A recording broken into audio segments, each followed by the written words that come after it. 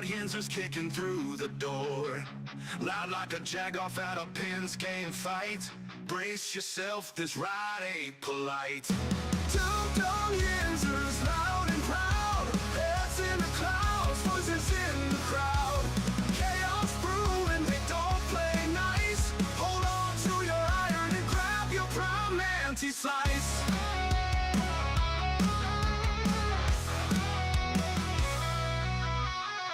Tales from the burb with a hint of mayhem. Pierogi powered, nothing can constrain them. Knocking back stories like an icy cold brew. You never know what these two might spew. Two Dum Yinzers, loud and proud. Heads in the clouds, voices in the crowd. Chaos brewing, they don't play nice. Hold on to your iron and grab your prime anti-slice.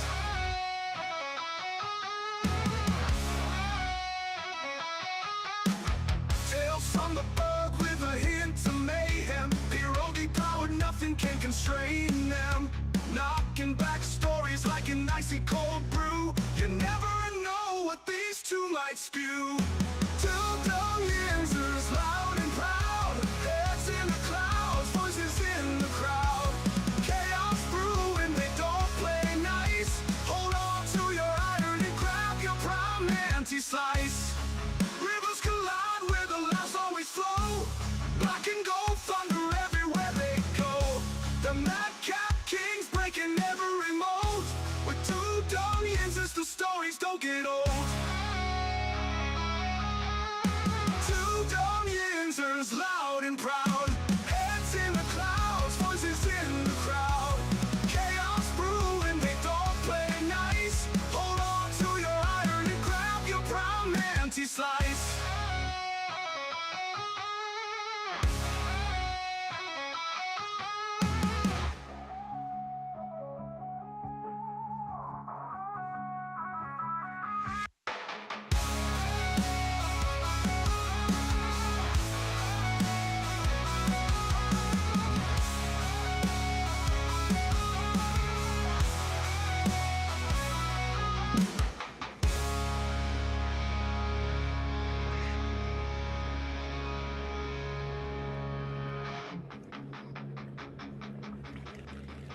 I'm just over here laughing. It's always something with the crew. Welcome back, everybody. I'm here this morning getting ready for the show. I'm writing, I'm thinking, I'm brainstorming.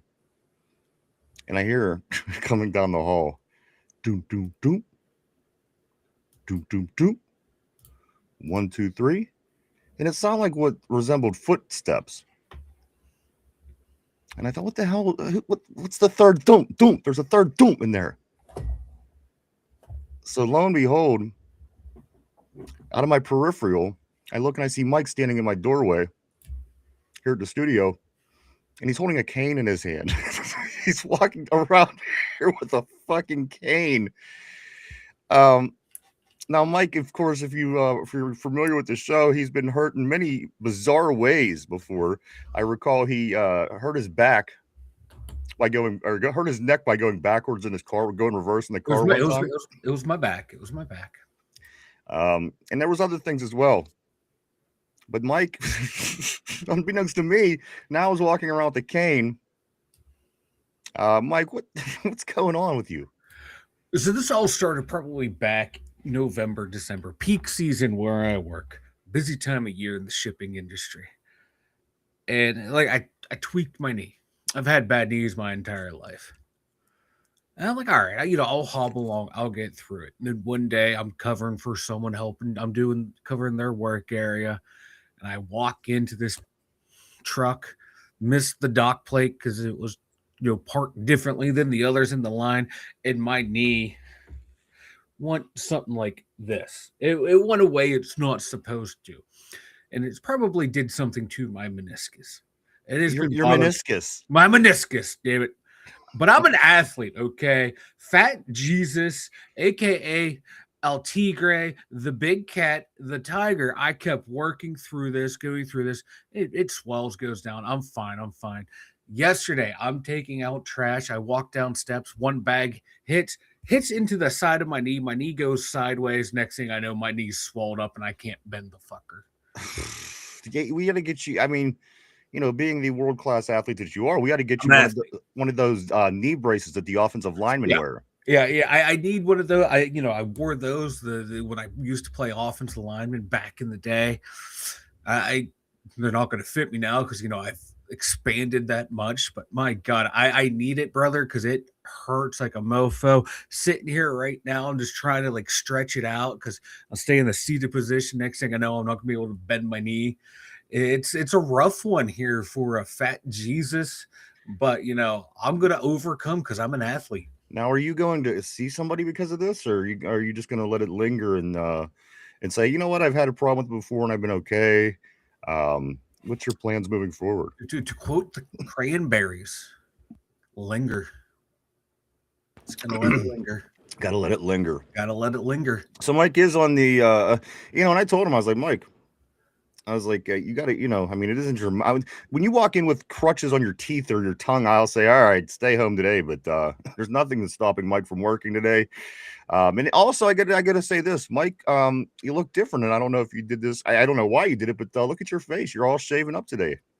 Yeah. Like I was telling you, pre-show, like when the beard grows in, it curls out, makes my face look fatter, make me look all fatter and stuff. So I was like, I'm gonna shave it up, trim it up a bit. And then I forget, like my beard grows in at an awkward angle. Now I look like a fucking doucher. Mistakes were made, brother. Wow. I can't win anyway. Good thing I have a great personality because in the looks department, we're not batting 1,000 right now. Hey, we know now that you are kind of on the injury list. So yes, but I look better than this mofo right here. Okay, at least my eyes aren't going in 45 different directions. My ears aren't flying out. And you are on the diet now too, so the diet should be kicking in pretty soon. I'm on the diet. I'm already down like 7 pounds. I'm feeling good, brother. And I don't know what kind of diet this is. Like I said, as soon as the diet started, there started being more food here at the studio. So whatever diet you're on, I like it. Keep it up. It's working, brother. It's working. I don't care if you lose 100 pounds or gain 100 pounds at this point. Stay on this diet. The food has been great here at the studio. Welcome back, everybody. Welcome back to the show. This is the two Dum Yinzers. This is episode 943. Mike, by the end of next week, we'll be hitting 950. Next Friday will be the big 950, which means only a little over 100 hours left until the big 1,000 at that point, with 50 shows left. So this is a lot of big things coming down the pike. A couple other big things, Mike. Here's a concern of mine. Yeah. All right. So, I mean, and listen, I don't want to get into politics, but I'm just going to get to my point that I'm trying to make, and it has nothing to do with politics. So bear with me. Last night, we were getting ready to bomb Iran. Okay. And they pushed it back 2 weeks. Now, why is this important? So 2 weeks is 2 days before the draft. So let's say that, we bomb another country. I mean, Iran is crazy as it is. And then 2 days later, you're going to be in the middle of 800,000 people that you don't know. I don't know. I'm just hoping that, what? It's so crazy because back in 9/11, I was going to a WWE pay-per-view down at Civic Arena. It was an Unforgiven, and it was literally the week before. It was Tuesday before the Saturday or whatever it was that I had to go to the pay-per-view Sunday. So it wouldn't be my first time going through this, but it's certainly concerning. And as I said, you're around 800,000 people that you don't know, and crazy things always happens when it's the large crowds of people. So again, I don't know. Whatever my opinion is politically, I hope that it keeps getting kicked down the road. Certainly past that point anyway. Because come on, what's the chances? What's the chance? Right? Get it done. What's going to happen first? We bomb Iran or Aaron Rodgers signs. Right. And that's what we need to figure. That's the real thing, right? Are they entwined? Where's Corey? We need to get him to the bottom of this to figure out, the Strait of Hormuz, Aaron Rodgers, what's going on? I believe they are connected, and we will get to the bottom of it. Not on the show, but we'll figure it out one way or another. We're going to get to the bottom of this. Mm-hmm. We're going to get to the bottom of this. Good afternoon, good morning, wherever you may be. Welcome back to the show. 9:43. Here are the two Dum Yinzers. Let's say what's up to everybody on the board. What's up, everybody on the board? Tortilla says this. You guys see the moon at the Rays game? I did not. What's going on with the moon at the Rays game? Curious to see what that's about. RB, he says this. He says, "Hey guys, who I said to watch out in the later rounds are coming in for visits today. Of course, we got 3 more visits today." RB says UConn's wide receiver Skylar Bell and BYU's linebacker Jack Kelly both coming in today for visits. Yesterday, of course, we did have 3 people come in as well. We had Denzel Boston, the wide receiver out of Washington, Darrell Jackson, the defensive tackle out of Florida State, and also Jaden Duggar, the linebacker from Louisiana Lafayette, were in town yesterday to talk with the team. Today, as RB is saying on the board, UConn's wide receiver Skylar Bell, BYU's linebacker Jack Kelly, and also Miami's safety Jacoby Thomas. These 3 will be in today in town to get more preseason. I'm sorry, the pre-meetings. Mike, I think as of yesterday, we were 17 out of 30 out of our 30 meetings. I don't know. Doesn't look like any of these are going to be local, so it's going to put us somewhere right around 20 when it's all said and done. But Mike, things are working. Things are moving in the right direction. And, you know, with all these things that are changing, you're not hearing about stories about, well, this got effed up, or, oh, man, this coaching staff just isn't used to this or that. Everything has kind of gone smooth so far. As I'm watching all these visits come and go, and everything is business as usual. Yeah, I'm liking that. You know, this is the advantage of having an experienced coach and experienced coaching staff come in. You're not having any weird little hiccups along the way. I like it. It's just been a smooth transition. You know, like you said yesterday, man. Like everyone in the Steelers office is, everything's humming along. Everyone's on the same page. So this is what happens when you go from an experienced staff to another experienced staff. Yes, there's going to be differences here and there, but McCarthy's a pro's pro. He's been around a long time. He knows not to come in and upset the apple cart. If he wants to make changes, he's going to do them slowly and appropriately. And you probably wouldn't have that with a younger coaching staff that wants to come in and shake things up, put their stamp on the organizations. And Mike McCarthy, not only just being a local guy, but being a guy who's been in the NFL for a long ass time, he knows how the Steelers operate. He knows how things are ran. So just don't come in, upset the apple cart, make the changes you need to make changes to. And, Omar Khan's been here forever. We've been around the NFL, and they all worked together previously, too. So things are just running so smooth that you like to see it. It's not a dysfunctional organization like you see at the Browns, the Bengals, the Cardinals, all the usual suspects where they get a new coach and they think everything's going to be hunky-dory and things are all fucked up. It's not going to happen here in Pittsburgh. And that's just not how the organization operates. And doesn't care who the owner is. There's a lot of people in that front office that have been there for decades, and they're not going to allow someone to come in and upset the apple cart. And it's just been going great, man. I'm loving it. The people that are generally doing bad in life are the people that are using terms like hunky-dory. So maybe that's Cleveland's problem. If they would quit thinking things that are hunky-dory, maybe things would start turning around. Hey, man, don't be hating on hunky-dory. Just learning. What's up, my brother? He says, my bros, what's up, dude? Always great to see Just Learning on the big terrible board. Welcome. Good afternoon. Good morning. Also, Steel Loyal, he says, I like Skylar Bell a lot. I do hear a lot of good things about Skylar Bell. Also, I do want to say good day to you, Steel, as well. Steel Loyal follows it up by saying, whoa, Vanilla Thunder lost his mustache. Yeah, it was time. It was time.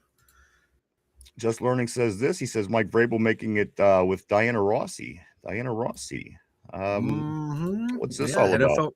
A head coach and NFL reporter got busted lounging and hugging and playing around the pool somewhere. Are they married to other people? No, I think they're married to other people. Oh, okay. That's a problem. Doing stuff. Yeah, I think, don't quote me on it 100%, but yeah, there's Yeah, and she would always get all these great scoops when he was down in Tennessee. He's not there. Her Tennessee reports were off. Now he's up in New England. All of a sudden, AJ Brown to New England. So Vrabel feeding her information, and And like I said, I mean, if they're not married, who cares? What's the big deal? You know. but I think one of them is. So That's one or both. I'm unfortunate. not 100% sure. Steel Loyal says, just to go team, Mike. I like it. I like it. See, there you go. You got some Thank positive you. reinforcement coming Thank back on the goatee. Let's go right here. RB says this. I seen a guy grabbing shorts one night and threw up the dock door and turned to talk to a guy and went over the dock plate, the truck, and they pulled the truck out and he went down. That's a fall. How long have you been doing dock work, Mike? What, 5 years now on the production line? Yeah, as worker and as supervisor. So I should know the layout, but sometimes trucks are in different spots in the lineup, and they have the tailgates are different lengths and widths and blah blah blah. Sometimes you're not looking before you're stepping, and next thing you know, you're flat on your face. I got to be honest with you. In the late '90s, I did work at a place where I got to work on a dock, and I loved it. I loved it. I just unloaded trucks and loaded trucks all day long, and and for a 20-year-old guy, it was doable. There was I mean, there were some chicks that worked there and stuff, so I mean, it made it worth it. But I didn't hate it. I didn't hate it, especially at 20 years old. You're invincible. So, loading and unloading boxes out of the back of the truck all day was nothing. I got home at the end of the day and I still went and did my thing. But again, I don't know at this age. And I know you work with some older folks, but that's a tough job. It's physically demanding, especially working in the back of those trucks, unloading them, loading them. Again, I don't know what capacity you do, but it was one of my better jobs that I had early on in my life. And that's saying a lot because again, I hated all my jobs when I was younger. Yeah, this one isn't too bad. There's some bullshit you got to deal with, but I liked it. I liked it now being the supervisor position. It's not bad, not a bad gig. Let's move on. Tyrone says this. JPJ is the motherfucking GOAT, baby. That's right, JPJ. Comes out and says he cannot wait. He knows it's not going to be this year, which I kind of wish it was now. But he's going on and saying he cannot wait to play George Pickens when the time comes. Of course, we are not scheduled to play the Dallas Cowboys this year, but this is something that JPJ did come along and say, Mike, because he was going on about a couple catches that was made against him in practice when Pickens was here. I can't wait to see that matchup either, Mike. And at the end of the day, Pickens is he's so freakish. So it's going to be a very fun matchup when we do see it, providing we ever see it. You just never know. You never know, because who knows, by the time the cycle comes around and we get the NFC East again, Pickens could have caused major chaos and been shipped down the road. You know what I mean? We just don't know. Yeah. Because we're still a couple years off from playing that division again. But JPJ, George Pickens, Mike, that one could be quite the billing going into the game against the Dallas Cowboys. Oh yeah, especially now since both have matured as players. And definitely JPJ, his game's gotten so much better since he came into the league. Pickens still kind of, don't get me wrong, he's a dominant force, but his game still looks like it's the same, and that's not a knock on him. He's good, but I think JPJ has caught up to George Pickens, and I think that'd be a fun matchup, man. It's just those two at the line battling. I think that'd be a good one. It would be a good one. I couldn't agree with you more. I want to say what's up to Dude. Dude says, afternoon, fellas. Always great seeing Dude on the board. Tyrone, what's going on, Mike and Ryan? Oh, my man, what's going on with you, Ty? Hope things are going good, sir. Still Loyal says GTA 6 going to be released before the Aaron Rodgers signing. That's a good one. I like this one. This is let me just read how it. Yep. Man who needs cookies is how that's pronounced, that name. He says, I want Ryan to use me as his personal human toilet. And I don't know if you want me to use your toilet. Believe me, you don't know what goes in my toilets. I'm just saying. Tortilla says this, look up fan at Rays game or fan catches fly ball at Rays game. I will check that out. Kind of curious to see what's going on with that. At the Rays game last night, RB says this, Senator Fetterman asked for National Guards at the draft 4 weeks ago due to possible protesters or whatnot. And again, now the ceasefire deadline is 8 o'clock on Tuesday night of that week. and people are going to be gathering at the draft in the morning of Thursday, getting ready for the big event here in Pittsburgh, the biggest event ever in Pittsburgh, PA. So again, I hope the security is there too. It could be a bit unnerving, especially, if something like this goes down. And, let's go to Corey. Corey, don't drink that. He said this. Corey said, hey, did you guys hear about Trump's new order where college players only get one transfer and they can't play into their late 20s anymore? They also can't defund other sports to pour it into football. I did not hear that. Mike, what do you got on this? It's an executive order. Those things are easily overturned, easily challenged. So it doesn't. It's a big old nothing burger. Without leaving politics aside, I think that some of these are good ideas. I mean, people are starting to complain more and more about, these transfer portals, and I just, kind of defies against what sports really should be about. Which again, you can't police that. But on the other hand, also, what else? Guys playing into the late 20s. We make fun of that all the time. Guys that are, getting drafted at Chris Wenke getting drafted at 29 years old back in the day. And, nowadays players seem to be staying a lot longer. Guys staying not only into their fourth year, but their fifth or sixth year. So again, I understand people are going to give their opinions, and I understand all that BS that's going on. But to me, some of this stuff doesn't sound that bad if you're trying to keep the league successful, because some of these things can be, I think people would agree, making things difficult in college football. The thing is that, like, making it a blanket, no 5-year cap, like medical redshirt, medical issues, shit that comes up that's outside of an athlete's control, that there's normally allowances for. That stuff needs to stay. Saying you can only transfer one time. Okay, then coaches cannot leave in the middle of their contract. Then Lane Kiffin can't bounce around from program to program. Yeah, John Calipari can't jump around from program to program.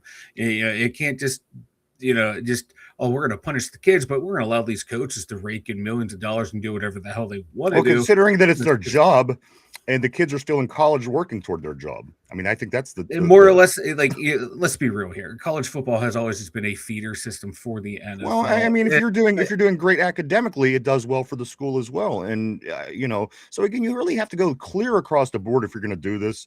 But at the end of the day, I don't want to take all episode on it, but point taken. I do see what you're saying.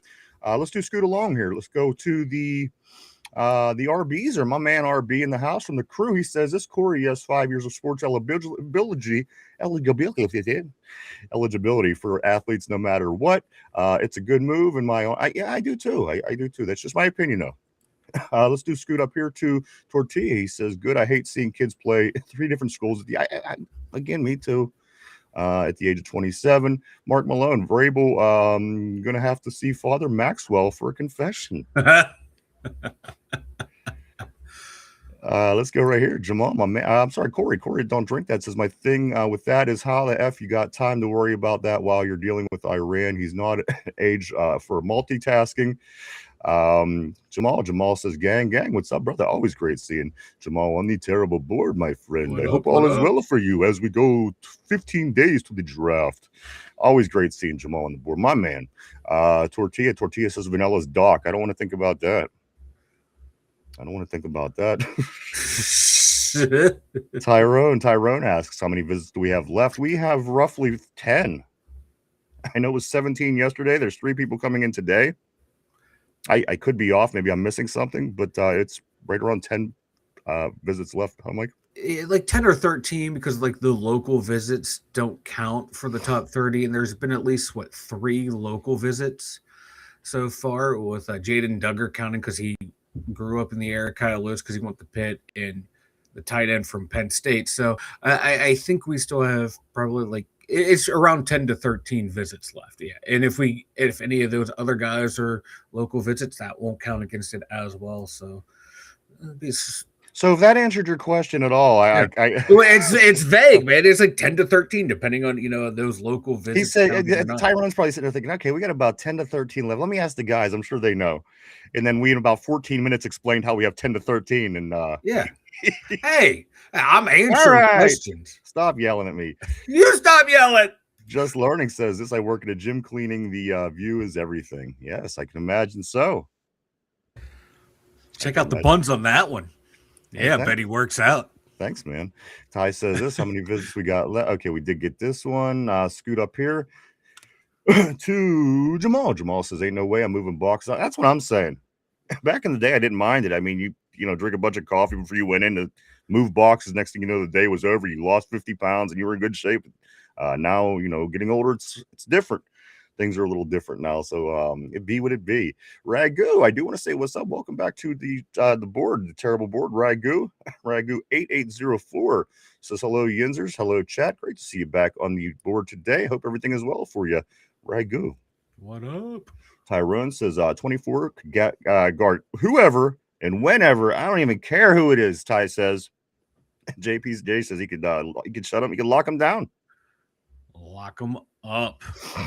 Jamal says GP the goat Steelers dumb as hell. I know. And we're gonna get into a little something similar to this today. We're gonna talk about Lemon a little bit. And you'll see. Let's go to Tortilla. He says 10-14 slots remaining is what I'm seeking. I don't know though. Pickens made him look bad. Mark Malone, what's up, dude? Always great to see Mark Malone on the terrible board. As always, Mark Malone in the house, everybody. Mark says this. Pickens made him look bad. He sure did. But it's a couple years down the road. You know, we'll see. We see. Again, I could see JPJ's game improving every year. Again, certainly from the way that he tackled and the use of his hands certainly has gone down. Like those penalties dropped pretty drastically last year. Yeah, they did. And like in those practice videos too, like if there was in a live game, there probably would have been offensive pass interferences called on George Pickens because he was just throwing in JPJ all around. Let's go. Ty says Porter Island right there. And Jamal back at him with a GP greater than JPJ. This is why we need to find a defensive back named Epstein, baby. Epstein. Yeah, put him at corner. Put him on an island out there. Yeah, there you go. Epstein Island. Let's go right here. Let's go to Tortilla. He says, "Ayo, what's up, brother? Always great seeing the great Tortilla Jackson from Sacramento, California. He's in the house as always. Always great to see you, my man. What's up?" Steel Loyal says, "Laugh my ass off, Jamal doing some rage baiting today. It's all good. That is all good, man." Jamal says, "Laugh my ass off." Yeah, that was for Tyrone, but it didn't work. Ty says, "Nice try, my guy." Let's scoot up here. Tortilla. I thought Ceasefire was C's Candy's competitor. Laugh my ass off. Still Loyal says this. I would have thought that would have got him, Jamal. It usually does too. Ty is he's tightening up his game. I noticed he's not taking the bait. Looking good out there, guys. Everybody looking good. Jamal says, "Yeah, me too." He follows it up by saying GP's the GOAT, though. He knows it. It's not debatable. Pretty damn good, man. It would sure be nice to have him, and it would sure be still nice to have him at the end of the day. Corey, Don't Drink That said there's also supposedly going to be a cap on NIL deals to encourage players to leave college sooner for the pros. Ty says this, not anymore. I know that 24, oh, no more debate, arguing needed. He says, I know this, man. I know this, man. And you know this, man. Tortilla says Taco Bell sucks. Oh, okay. Now we're getting into some fighting. Yeah, that's what I thought. Yeah. I like. Oh man, that's poking the bear on that one. And Steel Loyal agrees. He says, "Oh shit, it's on." Ty says JPJ check. Tortilla says, "I'm eating Taco Bell right now." He says, "Don't even play." Let's also scoot up here to Steel Loyal. Steel Loyal say Taco Bell is going to be eating you in about 30 minutes. Ty don't even care. He don't even care, man. You know what? I don't either. Tacos are awesome. Let's go to RB. Said I've been moving and stacking boxes for 22 years. That's the thing. I didn't hate the job. As long as there's females in the building, that's fine. I'll do anything as long as there's females around. Let's scoot up to Ty. Ty says Taco Ball. I like it a lot.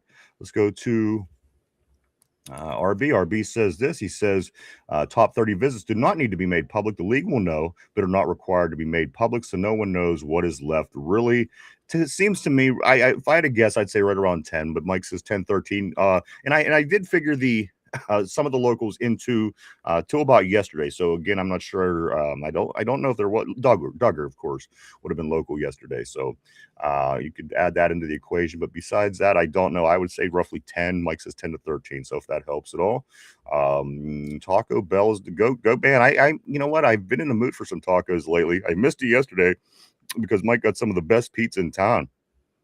I mean, this is the good pie, and it even gives me heartburn worse than any other. But it is really the best, the most delicious pizza to eat, and it pushed my Taco Bell back another day. But I'm going to get to Taco Bell real soon. Actually, I've been thinking about it for a while because of Tyrone.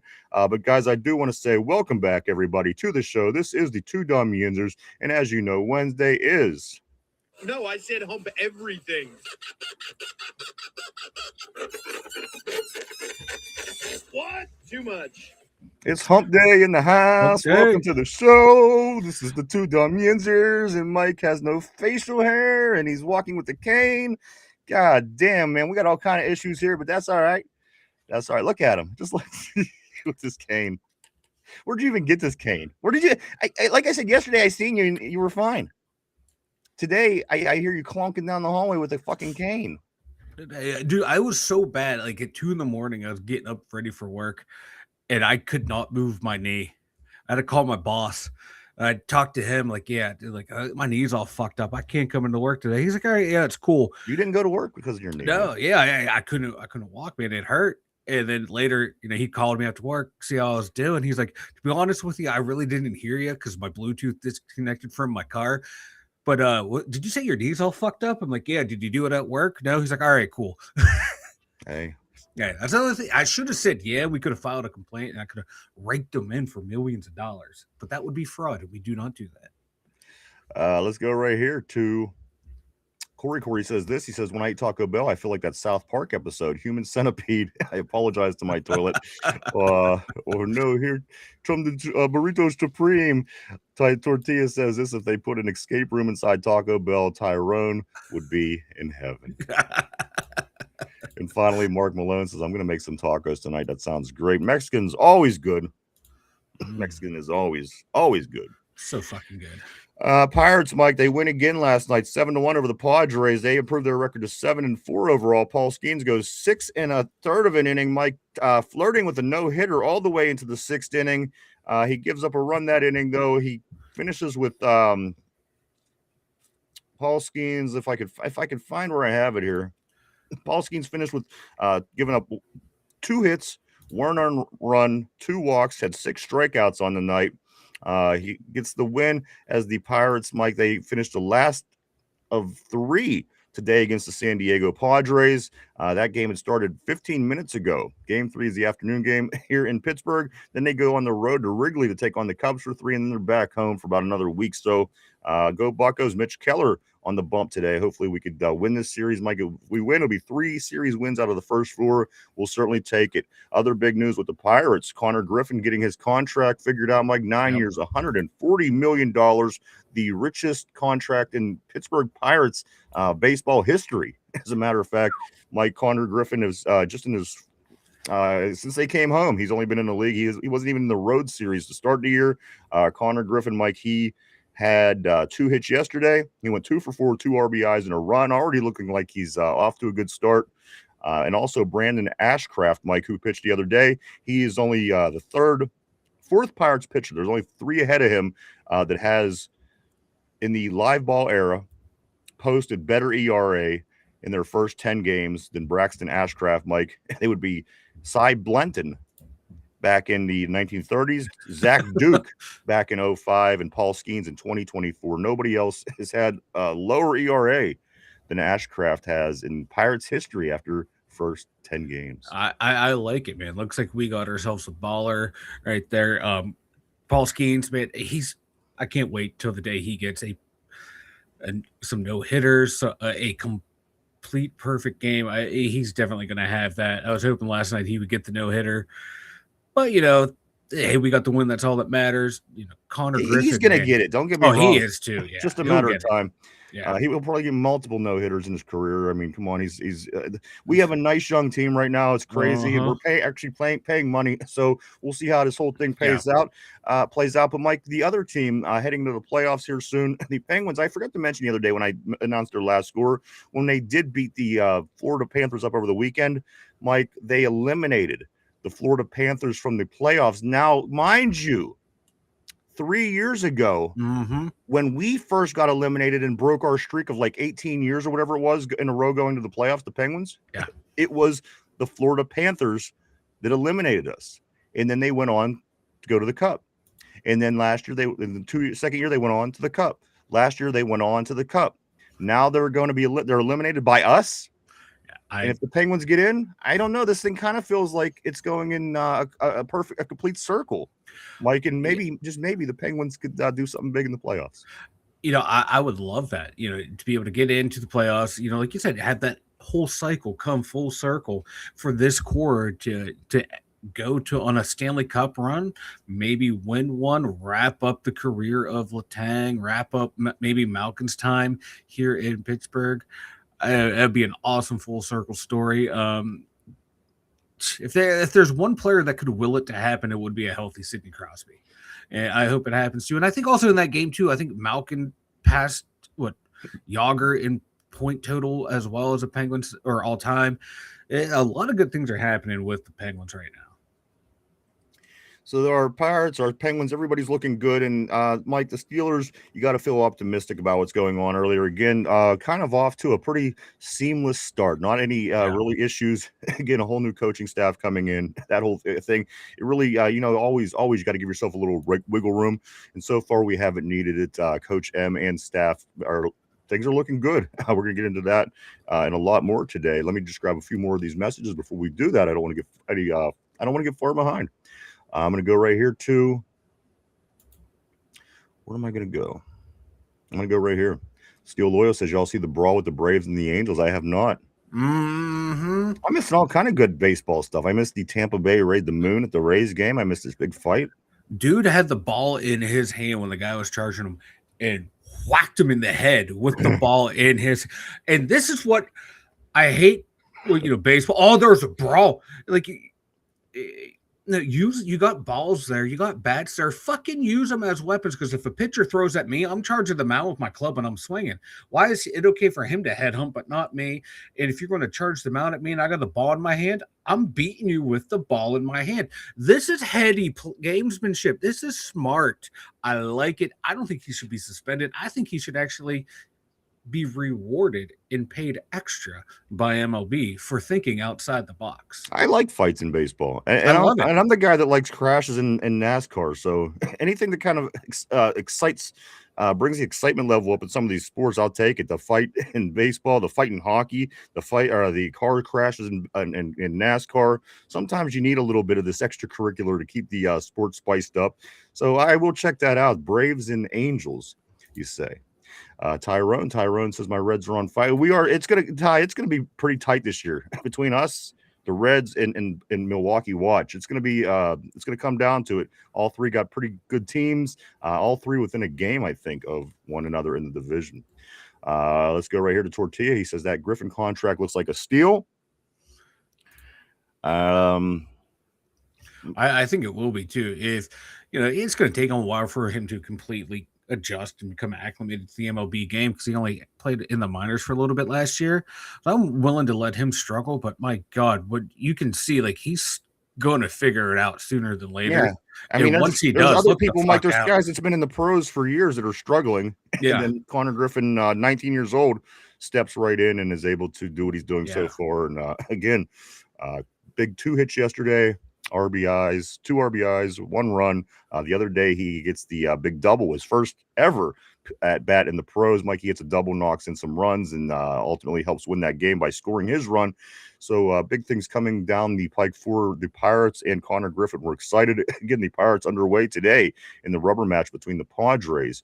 They head off to Chi-Town, the Windy City, if you will, tomorrow, and they'll be taking on the Cubs starting on Friday through the weekend. So big game today. Get this win the series, be looking good.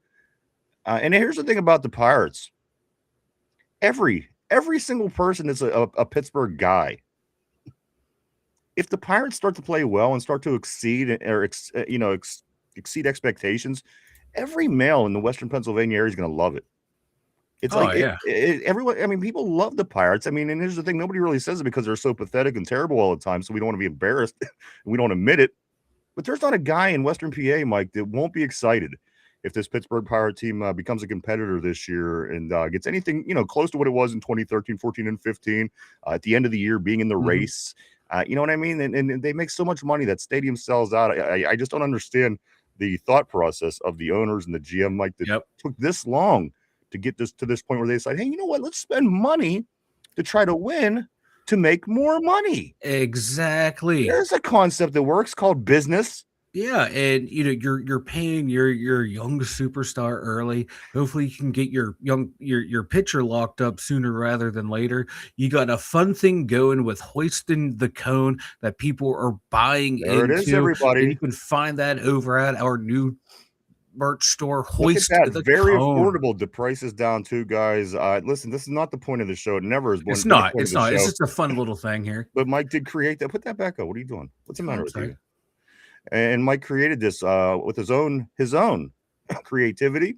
He says that he's not creative, but I disagree. Look, he created, of course, the big thing, if you're missing it, if you're from out of town, now when the Pirates do something good, they always have some kind of rally thing that they do in the dugout. And if they hit home runs, whatever, they go to the dugout and put a cone on their head, which is symbolic of the Western Pittsburgh area. Exactly. Some people even calling it, Mike, our state flower, if you will. It is.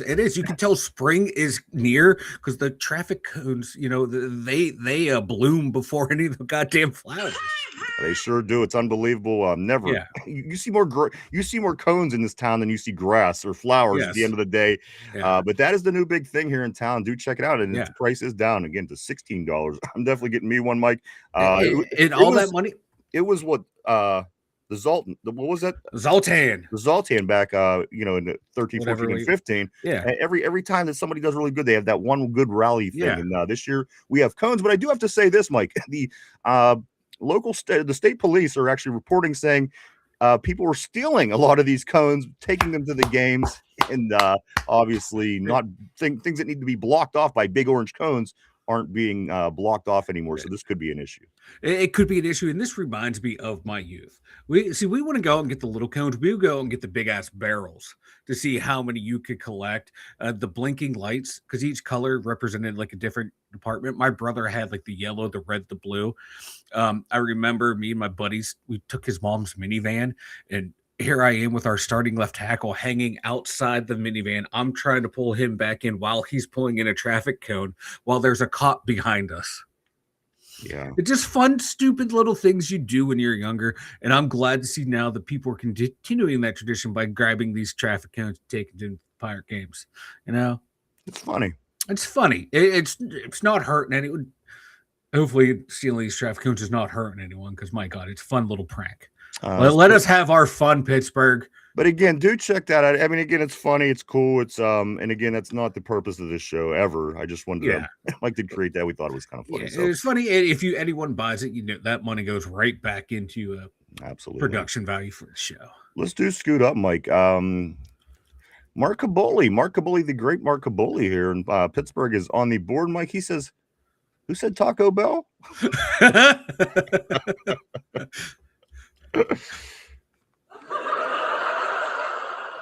Let's do Scoot Along here. Great to see Caboli. Mike, still to myself over the evening. I just kept thinking of again, I don't remember if it was Tortilla or if it was Steel Lawyer or who it was. Cody could even been when they said that Mark Caboli eats with his ass open. For whatever reason, that makes me laugh. It's something that just makes me laugh. I don't know. He eats with his ass open because people say that you eat with your mouth open, and that's what makes it funnier, I think, is the fact that he eats with his ass open. I don't know. It makes no sense, but it makes me chuckle throughout the course of the day. It really does. It like every time you bring it up, it makes me laugh because it's just like the visual is just perfect. Yeah, it is. He follows it up by saying this at Tyrone. They make a cream for that. Helps out the fire. Lopez is a dog, Steel Loyal says. Also, Aaron Jade in the house. What's up, Aaron? Always great seeing you, brother. Aaron Jade says, "Here we go, Steelers with those rockets." I love that message. Always great seeing you, Aaron. Steel Loyal says, "As a Braves fan, Mike, I agree. Let's go right here to Tortilla. Tortilla says, "Headbutt ball, headbutt ball." Right here, Caboli's back at it. Mike, he says, "Steelers are expected to draft up to 12 players within the month." You heard it here first. No one else has the scoop. Factually correct. And it's factually correct. There you go. I do want to say what's up to Georgiana. Always great seeing Georgiana on a terrible board. Hope things are going well for you, ma'am. Getting ready. We were just 15 days. 2 weeks from tomorrow will be the NFL draft right here in Pittsburgh, PA, if you can believe that. Right here, Tortilla says, "Me and Orange Code's been beefing since 2009. I just picture Tyrone on the side of the road beating the shit out of a traffic cone. Or Tortilla. Did I say? I meant Tortilla. Tyrone says, "Laugh my ass off." Mark Tortilla says this. He says, "Yeah, the Kabuli eating with his ass." That was you, Tortilla. That's Hall of Fame material. Yep. Like we said, in the rafters, Lemieux on one side, Crosby on the other. I'm never not going to think that's not funny. You know what I mean? I'm never not going to laugh at that. I'm just not. I went Vega or Cooper 21, and you know what? That could very well be Ty. It could very well be one of those two guys. Guys, let's get into it. Lots of things going on. Mike, we are in the where are we at? We're in the off-season workouts. I'm sorry. Everybody showed up for the off-season program, which is very surprising, Mike. Everybody, not a person that isn't on the roster did not show up. Even Broderick Jones, believe it or not, did participate yesterday at the off-season workouts. Mike, Broderick Jones participating yesterday. Yeah, I saw that. It's a good sign to see him there. It is. And it just makes you wonder, Mike, if listen, how does this affect the draft? If, say, Broderick Jones comes in and he shows you that he's going to be somewhat, maybe be able to play. Again, at the end of the day, the big question is, what are you going to do at left tackle? Because you have Broderick Jones, who might have these injury issues. And so let's just say Broderick looks good this week. How does that affect things in less than 2 weeks? Because at the end of the week, you're going to be less than 2 weeks. Mike, how does that affect things in the draft? Again, the guards, obviously the wide receivers, but a lot of tackle talk's been being made lately. Yeah. We were talking yesterday about Fanu. We were talking about moving Fatanu to the other side. So how much does this play into the draft, Mike, being that Broderick Jones is even there and participating? It could play a lot into the draft, because if, he finally, he's in the building now, the coaches and the medical staff can get a real good sense of how that injury is progressing. And, see how he's feeling, not just physically, but also mentally too. A bad injury like that, it could set you back, because he was starting to play better football. How is he mentally? Is he going to be ready for the season? Is this going to hinder his development and growth as he continues to play? So if they find everything is tracking in the right direction, it could potentially move tackle off the board for the first round, and maybe even move it down to like a day 3 type. That's what I'm saying. Area. But also on the flip side, if it's not looking good, okay, hey, we definitely need to reevaluate. He might not be here for the year, and he might not even be here after, even if things are going well, because they still have yet to exercise that 5th-year option, which I don't think they are. What's the chances? I mean, like, remember when Peter Parker got bit by a spider, and that's bad. But then he turns into Spider-Man. What if Broderick Jones, he got hurt, which is bad. What if he comes out of this playing like a good tackle? He turns into Orlando Pace. He got pancake, turns into Orlando Pace. I put it at 0.1%. Mike, you better watch your fingers. Mark Caboli's in the house talking about pancakes. I'm just saying, watch your fingers. I gotta keep them tight and close to my body. But yeah, it could also depend too. Like, okay, if he's looking good, I don't think they're going to exercise that 5th-year option. No, but hey, we bring him in, let him compete. If maybe we sign him to a contract to be that swing tackle backup guy. Hey, he did not progress the way we thought he did, but he still has a role on the team, maybe. But I think even that's far-fetched. I think for him, it's boom or bust this year. He has to go out, if he's healthy, and compete and win that job, but not only win that job, but solidify that spot to even have a chance of getting a contract in Pittsburgh or a big contract elsewhere. Mike, you like I have seen a lot of players be inconsistent through their career, and it ends a lot of people's careers because of their inconsistencies. And we've seen people here through time in Pittsburgh come and go, and you're like, this guy, if he could just hit the baseball better, Yeah. but he's just so inconsistent. This guy. So if let's just say Broderick Jones comes around and he impresses. This week he's participating at the workouts, and it's like okay, and he puts on a good fight, and he fights through, and let's say he earns the left tackle spot. Mhm. How confident are you? Again, when you're talking about inconsistency, that's what worries me because again, I don't have a problem thinking that he could fight and win the battle for the position. When he wins the battle, that's when I start to get concerned because this is when you're ultimately eventually going to start seeing some of the bad habits. I mean, he's not perfect unless somebody came down and granted him 3 wishes. He's still going to have some of those tendencies. So at the end of the day, I feel confident, Mike, that if he does want to make this team, I think he can make it. I think if he wants to be a starter on what we have right now, for sure, he can certainly do that. It's what comes beyond that concerns me. Is it going to play on to the point? Maybe the timing on this is a blessing because maybe it's going to come to a point to where we're going to be able to react in the draft accordingly. So again, I think that this week, Mike, is kind of a blessing in disguise that he did come. He did participate. We're able to get an overall look on him, but that's my only concern. He could play up to the level that we need him to be, but once he gets in there and we pass on tackles because we're okay with it and we're, what Broderick Jones, is he going to be consistent? Is he going to be a problem? Is it going to come down to halfway through the season where you're like, oh my God, we're definitely going to be going to tackle this year in the draft, or you know what I mean? Yeah, and there's a brand new coaching staff. No, not just head coach, but he's going to have 2 new position coaches.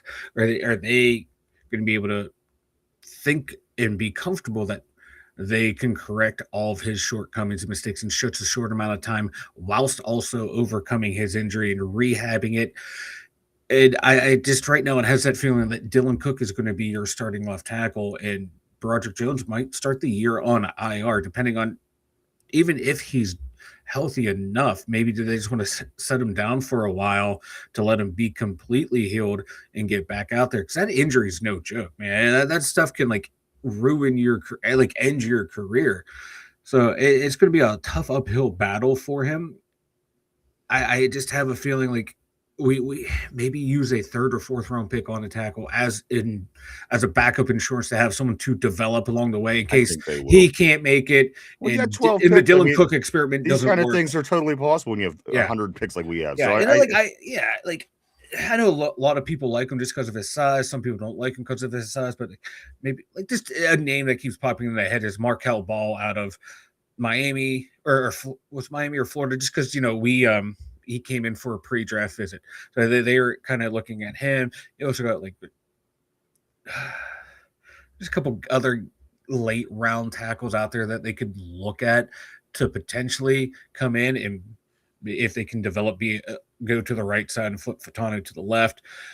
It's just going to be interesting to see what they do, and it wouldn't surprise me if they do take one in the later rounds. I think that would be the smart thing to do because, the RB always says too, you keep replacing O-line and D-line. Absolutely. And because you're going to pay huge money every year. I mean, the only reason I would think that they were going to go top 3 or top 4 with a tackle would be if it turns into a disaster at these workouts. Maybe if he re-injures himself or if it's just a total shit show. But beyond that, I mean, we have ample picks and we have a dozen of them. So I mean that makes sense. At the end of the day, Mike, I do believe they'll probably get the tackle later on, no matter what. Yeah. Or say if Vega's gone and Fano's sitting there, he's someone that can, I've been reading up on, he can move not only from left side to right side, but if they have to too, there's talk teams might want to transition him to transition him to guard as well. Maybe some team thinks he's better suited there. So he gives you position flexibility if the Steelers were to draft him and Jones doesn't work out. You want to go with Dylan Cook at left tackle and put him at guard over Hoffman, or you want to start Hoffman and move your tackles around. So there's options just by picking one guy and depending on how everything goes. So there's a lot of intrigue at that left side, man. Let's get back on the board. Tyrone says, I've been watching film on Cooper Jr. Man, DK Pittman outside and him in the slot would be nasty. Mm-hmm. And it's a good possibility. Cooper Jr. could certainly be our pick at 21. Ty says this. Oh, really? Is he okay? I think that's going back to Broderick. And as far as we know, and that's the word that we got is even Broderick Jones participated yesterday. So that's further along than I thought. Yeah. Certainly, with him saying that he might not be ready to play, come August, September. So he is. He's participating. He's there. We'll keep our eye on that. I do want to say what's up to Kenneth Jones. Always great seeing the great Kenneth Jones on the terrible board. Hope things are going well for you. Hope you're ready for the draft. We're just 15 days, 2 weeks from tomorrow. If you can believe it, is the NFL draft. Always great seeing you, bro. Hope things are good, Kenneth. Mark Caboli back in the house. He says this, Fat Bully. Okay. He says, I, in fact, do eat with my ass open. I enjoy a nice spaghetti dinner while Tortilla's mom spreads my ass open and licks my bunghole. The fuck did we just wander into? I don't know. What do we know about this tortilla? I just have to know what maybe Tortilla has to say about this. Corey Don't Drink That says Fat Bully is going to feel stupid when they trade 5 of their picks away to get better picks for 2027. Ty says this. Tyrone says we do need to try to get tackle later rounds. I agree, Mike, and that's the thing. I mean, that is a position of concern. I think just the level of what they're going to see here, Mike, this week for sure is going to play a role because they're not back at it until after the second leg, Mike, of these the offseason workouts will come after the draft. So, in May. So again, what they see this week from Broderick Jones and company is going to be, I think it's going to go a long way, Mike. But again, I think ultimately they do take a tackle no matter what, because you're going to get a safety, you're going to get a linebacker. All these guys are going to get picked eventually somewhere down the road to have people to compete. But those top 5 picks, in my opinion, those are the money makers. Those are the gold picks. You treat them top 5 picks like they're going to be possibly playing a lot of football for you in the very near future. But I think ultimately, depending on how this plays out, the tackles, Mike, I think we get that tackle, but it's just eventually if they're happy with what they see this week. I think so too. And like you said, those 5 picks in the top 100, I get guys that can come in and make immediate impacts. But if there is a tackle there that intrigues you, that you can think, hey, if Dylan Cook doesn't work out, go ahead and snag him, and find someone that can play right away or in a pinch if that tackle position's not working out. But I just don't see it. I think it's going to be a later pick just because of the needs that we have. And of course, new coaching staff, are they all in love with Dylan Cook the way we in the old staff fell in love with him too? That's the big thing too. I kind of keep forgetting that when I evaluating the roster. It's a new staff, and they may not love all these guys the same way that the Tallman staff did. Yeah. Let's go right here to Ty. Ty says this. He says, please, no Ball. He's trash. Is it Bell or Ball? It is Bell. My bad, Joe. Good call. Good call there, buddy. Joe said, he said, no, please, no Bell. He's trashed. Yinzer Joe says, isn't okay. Got that. We're all straightened out. Bad. What's up, Yinzer Joe? Great seeing you, dude. Always great seeing Yinzer Joe. Certainly one of the OGs in the house. Always great seeing you, sir. Ty says, this guys, I went Dexter Lawrence. Me too. I was thinking about this. And listen, I'm crazy. I went Dexter Lawrence and I went Joe Burrow. But listen, I don't tell people this stuff out loud because I know it's never going to happen because you know how people are.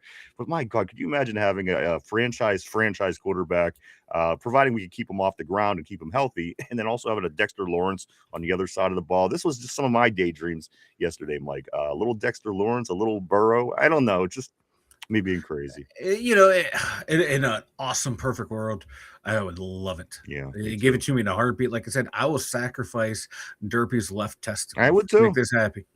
I'd throw the right one in as well. I mean, shit. Let's go to, but I couldn't agree more, Ty. I would love, that would be so nice to have Dexter here. So, it would be huge. That would be huge. It would be, man. Sexy Dexy. Yeah. Cam. Harmon.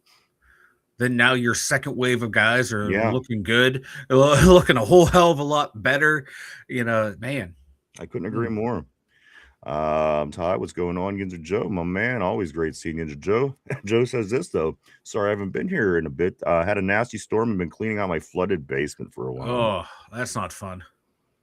And you know what? The town I grew up in, it seemed like every single house had that issue when I was a kid, man. We always had so much water in our basement. I'm fortunate that I haven't had to deal with that for quite a few years, but I definitely know the pain. With the shop vacs and I feel you, bro. I hope things are getting better for you up there. Steel Loyal says, I'm cooking lunch and all I hear is spread my ass open.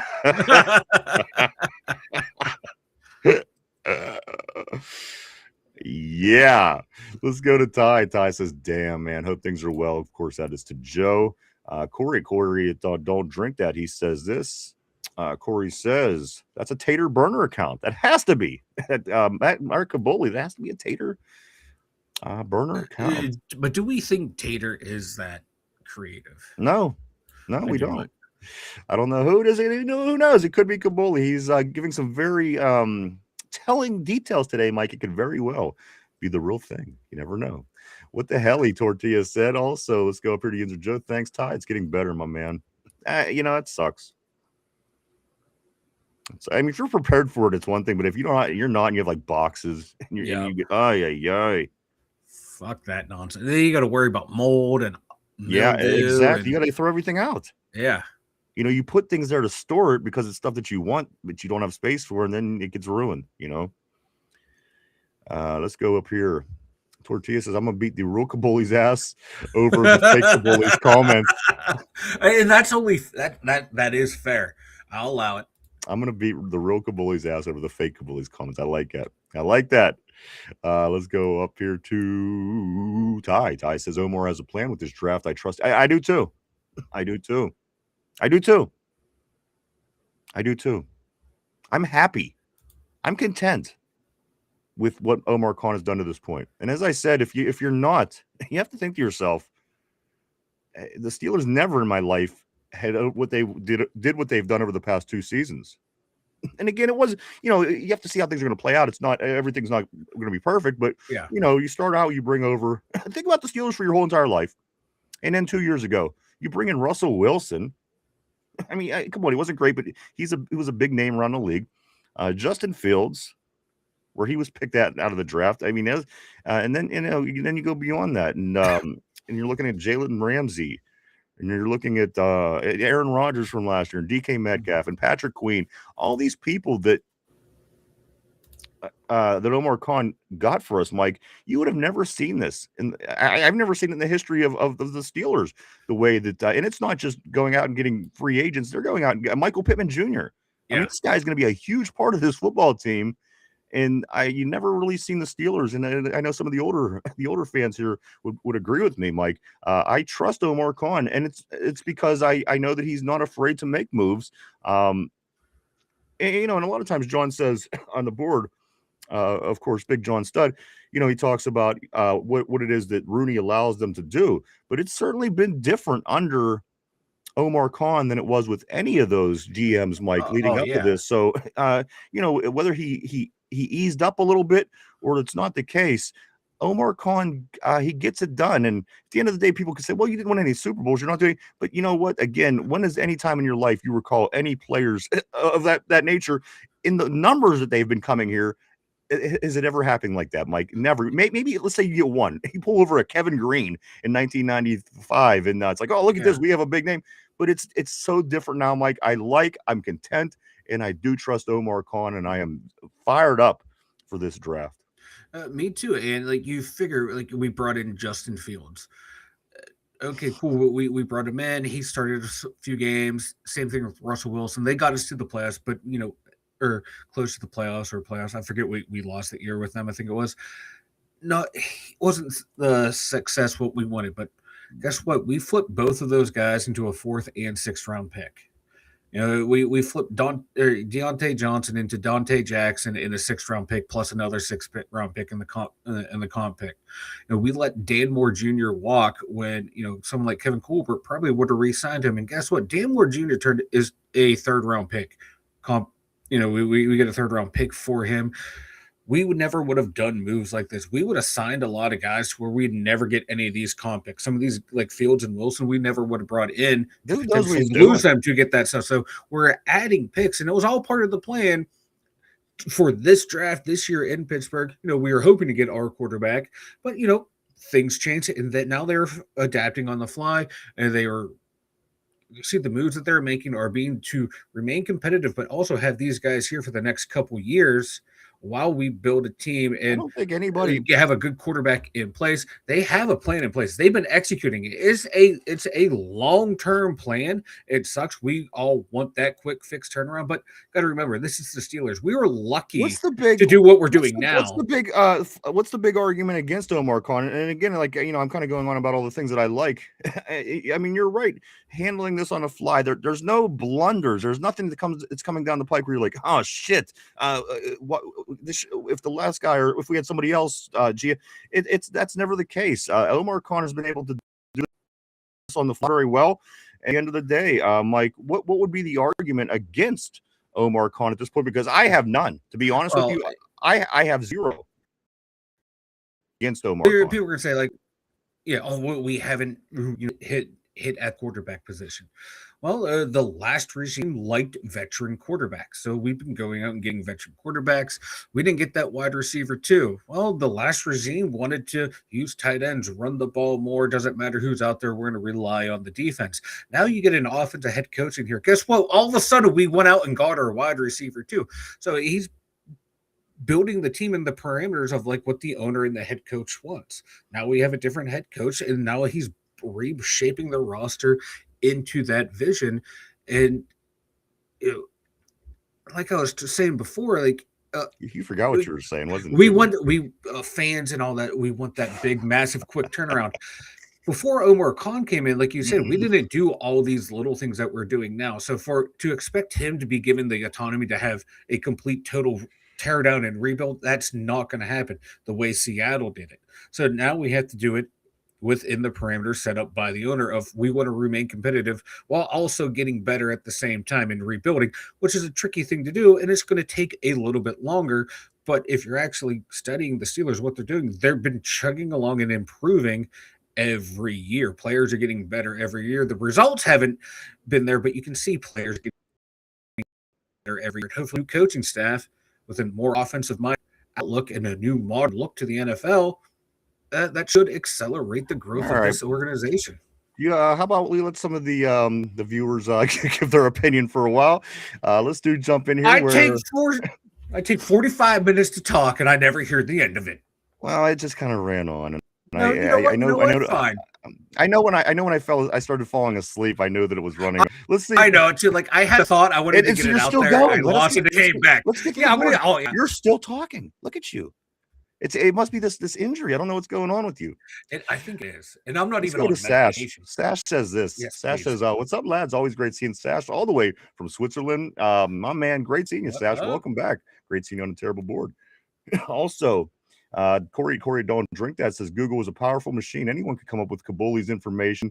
RB needs to show him how it's done, son. Hey, that's right. RB is the man.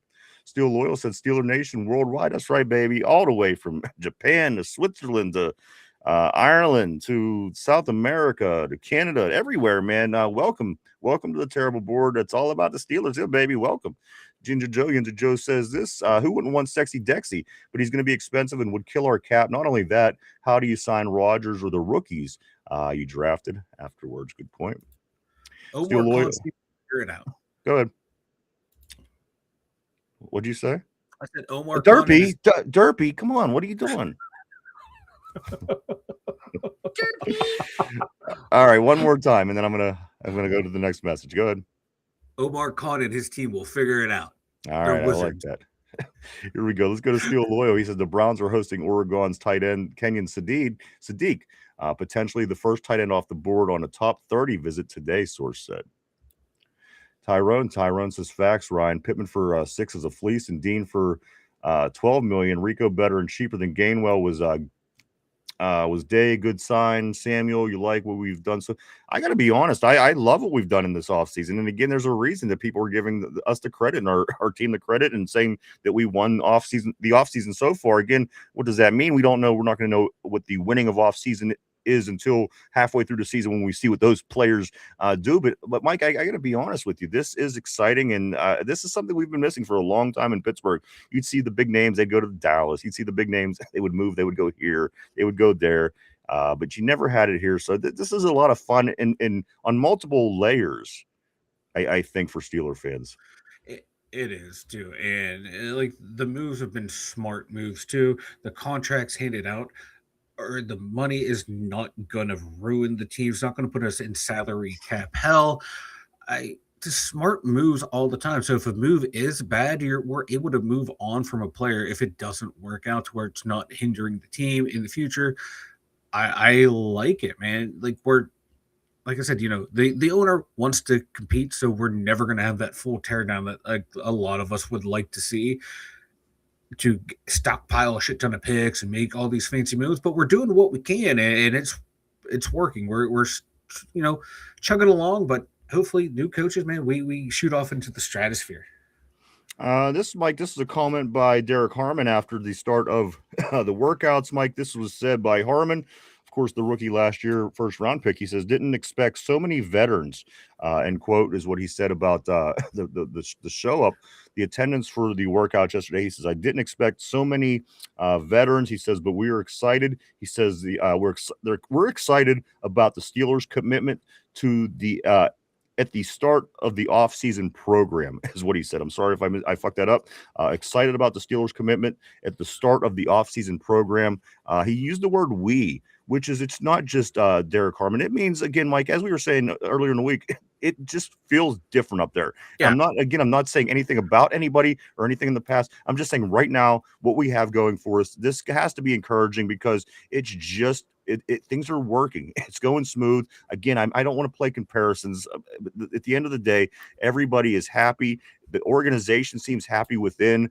Players are coming out saying that the Steelers are excited. They're excited about the commitment at the start of the off-season programs.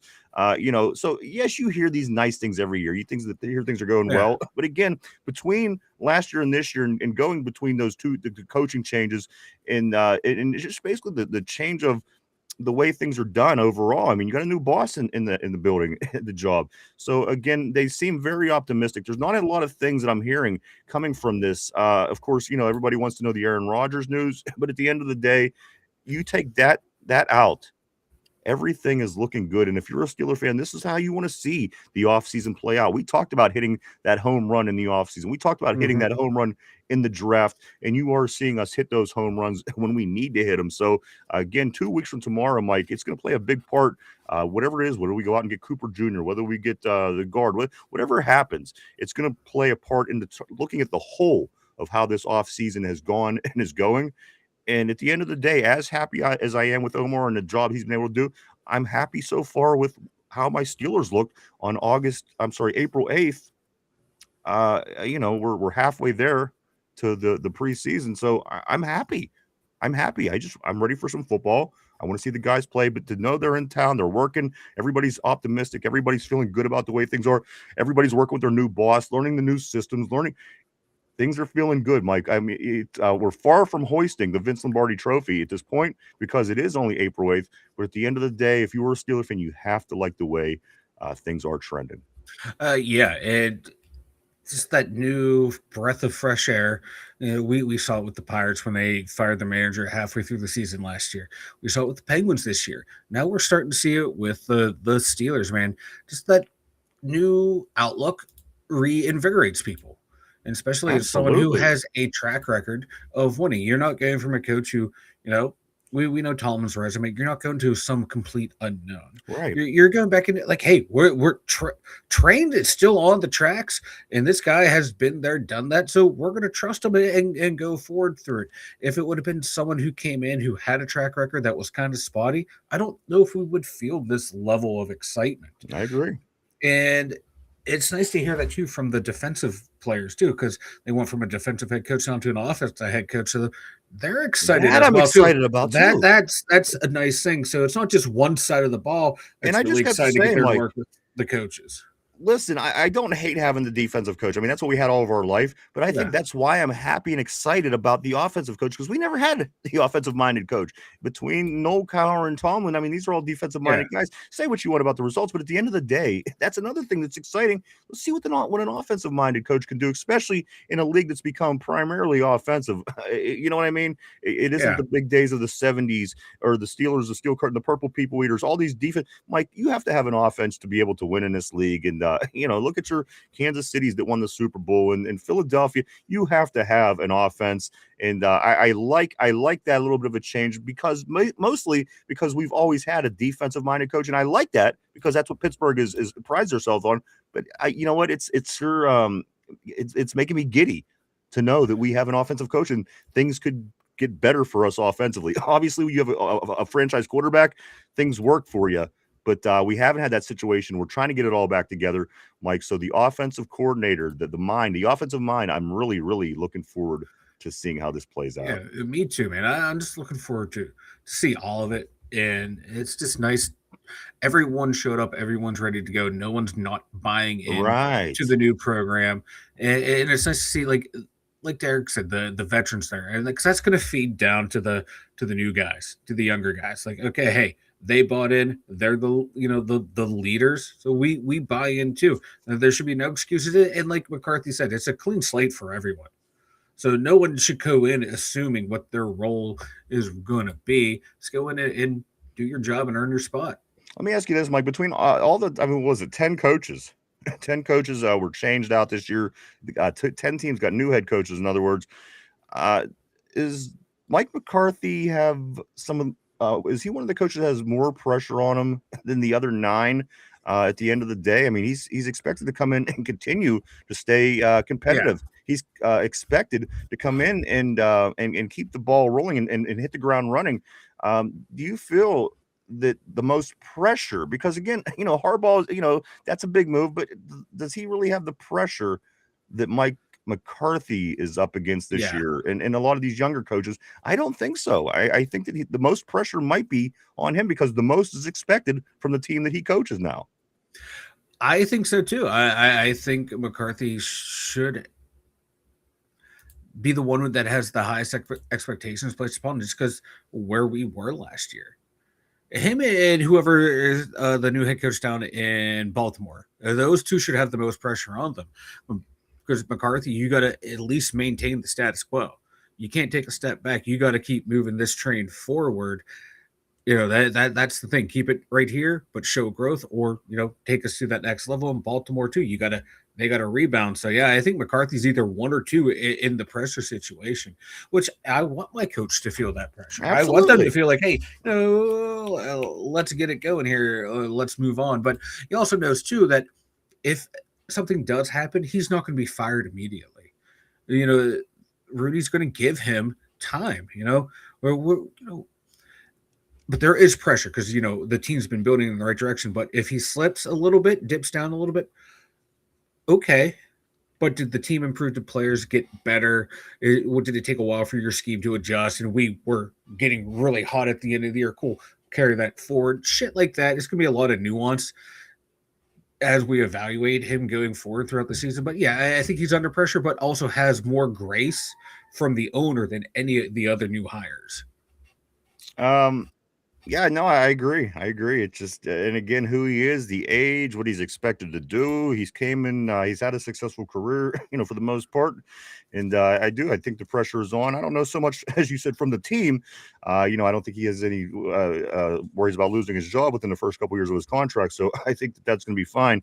But I think overall, Mike, I think just from the fan standpoint, I think that people were expecting this team to at least be good enough. Everybody wants to move forward. Everybody wants to get better. Everybody wants to end up hoisting that Lombardi in February. But at the end of the day, Mike, I do think that everything outside, national media, they'll jump on them if things aren't going well. Local media is going to jump on them if things start not going well. So again, I think there's going to be a lot of pressure to win. I think with everybody except for the people that truly matter at the end of the day, the people that hire you, fire you, and pay your bills. So so I agree, Mike. I think that I think the pressure's on, and as you said, it's a good thing. Yeah. I like that. I like, because again, I'm not I don't want to have any debates, but when the pressure wasn't on for so many years, you kind of seen things how they got stale over time, and I think that's human nature. It's me. I mean, I've been in jobs that I've worked at for a long time, and I just didn't do as good as I used to because you know what? It's stale and What are you gonna do? Fire me? right, exactly. I mean, you know, we've been there. Yeah, but he's also, like I said, he's going to have a grace period too, to where Absolutely. Rooney's not, and he knows that he's going to be allowed to make mistakes. So he's not going to be. There's going to be pressure, but he's not going to fail on certain decisions here and there throughout the season. Let's get back on the board, guys. It's moving along pretty good, and I don't want to get too far behind. I'm going to go right here to Yinzer Joe. Mike Yinzer Joe, he says this: Dex is just trying to get the Giants to pay him. I really don't think he wants traded, just a tactic to get paid. Very good possibility, which is very common, of course. Mark Bully says this: Mike, mother like son. Your mom likes to smack my ass as she serves me breakfast after my morning shit. I like this. The Bully's making a lot of sense today. He doesn't follow that up right here. Tyrone says, loyal, we did say that Skylar Bell at 76, 100, we'll be calling shit, I swear. Steel Loyal says, yep, we know our shit, LOL. John, Big John Stud, middle name Mud in the house. What's up, brother? Always great seeing John, the OG, for show on the show. He says, this just got on. First con is ranked 18th. Second, Rooney hiring Mike McCarthy told me he didn't change. My point is no player will be taken without his approval, like most owners. Tyrone says, I just want two good wide receivers in this draft. And I think you're going to get that. I think you're going to get two good wide receivers, not two of the top end, maybe one good top end and somebody in that, the third round, probably. I don't know. Well, they have 3 picks in the third, did you say, Mike? Yeah, 3 third-round picks. So I think in those first 100 picks, you might get that second wide receiver. It just might be on the back end, perhaps, of those 5. And then all those other things that you need to worry about. We're going to start getting those after and trading. And who knows what's going to happen, guys. With 12 picks, there's certainly going to be activity. So many activities, Mike. There's going to be so many activities. And speaking of the activities, if you are coming to town or you were here from here in the Berg, there are all kind of activities planned, Mike. I just pulled this up this morning. The Steelers have announced they will have a football theme park for the NFL draft called the Steeler Country. That's going to be the name. It's a 12,000 square foot interactive space in Point State Park, which will include a Steeler Nation Unite bar, an immersive fan cave. Also, the 6 Super Bowl rings will be on display over at Point State Park. There will be an entertainment stage and also, Mike, a terrible towel art piece, amongst other things, guys. So if you are coming to town or you are right here in Pittsburgh and you're going to brave it into the storm in 2 weeks, that is some events, Mike, some extra events to look forward to down at the draft. And I listen, I don't want to go on and on about it. I just know there's going to be a lot of people. And you say like all this stuff is going to be available, but what kind of opportunity are you really going to get with 800,000 people right to do these? What is it? The immersive fan cave. I just, can you imagine 800,000 people, Mike? It's going to be, I'm imagining downtown and you get to this thing. You're like, oh man, this is going to be so cool to see. And there's going to be like 4,000 people behind you trying to. That's what I'm saying. Push you along to get you through this because they all want to see it too. So you're just going to be rushed through all these exhibits. Right. But hopefully it's not like that. Hopefully it's a great experience for everyone. But in my mind, that's how it's going to go. And and I make the comparison. If you go down to Burgestown, you go down to the pavilion to watch a concert, and you look up behind you at the grass, and the place is filled with 26,000 people. That's a lot of people you're looking at. That is just a small fraction of what it is that they're expecting for the draft. It's crazy. I know they're not going to all be there at the same exact time. It's going to go through the 3 days. However, just think of going into the line to go to the bathroom at a concert where there's only 26,000 people and you have to stand in a line that's mile long. I'm just saying, prepare yourself if you are planning to attend the NFL draft. it's going to be neat to be able to say that Yeah. you've been there, done that, you went to the draft, but it's going to be a lot of headaches. I'm just saying, guys, I'm not telling anybody not to go. As a matter of fact, I'm recommending go and enjoy yourself. This is a once in a lifetime thing. Possibly it might happen again, but like 800,000 people again. Just put yourself down at the pavilion. Yeah. And there's 26,000 people. How long it takes you to get one beer and go to the go to the bathroom? And Just saying. There's people who will be pissing themselves. Absolutely. Pissing themselves. Man, let's get back to it. Steel Loyal says Con ranked 18th is laughable. Steeler Freak says I'm not laughing. I listen. I like him. I do like Omar. As a matter of fact, I like him because he's not afraid to pull the trigger. You know that. I like that. Steel Loyal also says whoever made those rankings needs to be fired. Let's go to Yinzer Joe. He says Con hasn't hit on a quarterback, and he traded away Pickens, which wasn't a good thing to do if he didn't have his replacement. And don't get me wrong, he's not perfect. And that's the thing. I never, I'm just saying the things that I do like about him, some of the qualities, some things that he's been able to pull, with the Chase Claypool, just everything. But at the end of the day, you're right. I mean, he is not perfect. We didn't get that QB1 yet, but if that's the plan, maybe we're still waiting and we're working on that. If we get our guy next year and he is our franchise quarterback, we'll be talking different then. But Pickens is debatable. Absolutely. Tortilla says, yeah, JPJ is the GOAT. Also, John says this, Steeler Freak says most didn't want McCarthy. Rooney made the safe, low-risk 10-7 pick. Also, Ty agreed. Tortilla, I'm glad you're on the right team now. Steel Loyal says this, Omar Khan has never drafted a quarterback in the first round for us, so I don't know what you mean, Yinzer Joe. Good point. Steel Loyal says Omar can't hit on a quarterback if AR2 won't let him draft. And that's what I'm saying. We're going to have to wait that part out of it, Joe. I mean, the Pickens, totally debatable, good conversation. But I just don't know if the opportunity has been there yet to get that guy.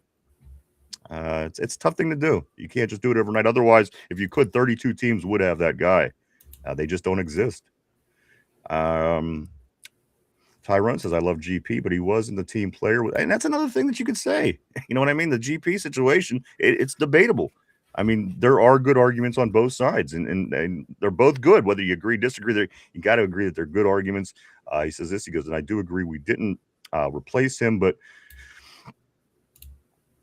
we got Pittman now. Okay, I see what you're saying. We got Pittman now. With my problem with Omar is bad contracts and no wide receiver 2. He fixed that part. He's doing fine. And the no wide receiver 2 for 2 seasons, of course, is a blemish. No two ways about that. That's one of my biggest beefs. 1 year is a fuck up.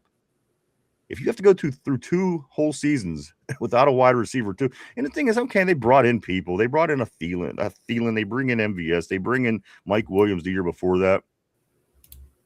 And I don't know. I forget where I was even going with that. That's my problem. I start reading other messages as I'm talking, you were going off on something, then you totally forgot where you were. Yeah. So I don't know if that makes sense. Oh, that's what I was going to. Wide receiver 2. It is a big problem, and they went out and got some other guys, but that's obviously not the point. The point would be going out and get somebody that's worth it. And the fact that you went through 2 whole entire seasons, 2 off seasons, and didn't address the problem, that's certainly a blemish as well. Let's go to Ty. Ty said this, hate to say it, but Tomlin held Omar back a little bit by signing these old ass vets. John says great car build with no driver. Great car build with no driver. Tortilla. He says, BS. I saw Omar hitting on Will Howard yesterday. That's a good one. And we don't know that Will Howard's not the guy, too. I mean, we don't know. Aaron certainly hasn't. I'm not going to say didn't give him the opportunity, but Aaron Rodgers has been here. Corey says this, I don't drink that. Would you think it's a good idea to trade Muth? If Rodgers comes back to draft a tight end wide receiver hybrid player in the first year, we should, but with Muth being in the Rodgers doghouse, it's a waste of talent for us. And that's another thing that you have to ask yourself. Is it going to be different? Is it going to be different under McCarthy? The whole Freiermuth situation with Aaron Rodgers, we don't know. But here's the thing about that.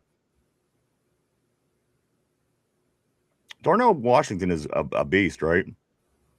But he already broke his forearm. He already had a concussion. I'm just saying, maybe this guy, and I love him. He's freakish. But at the end of the day, again, last year he had a concussion, missed time. Later on down the road, he broke his forearm.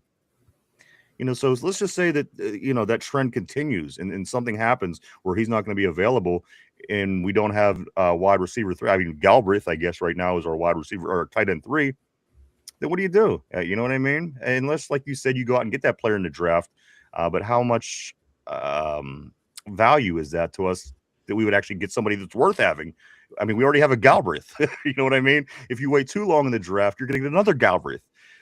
So again, at the end of the day, I don't know. I'm not ready to give up on Muth. I don't think there's any reason to give up on Muth. And if it's because Aaron isn't throwing it to him, I think maybe we wait this out and to see how the Mike McCarthy effect plays on the tight end position, Mike. Yeah, especially when you just re-upped Frymuth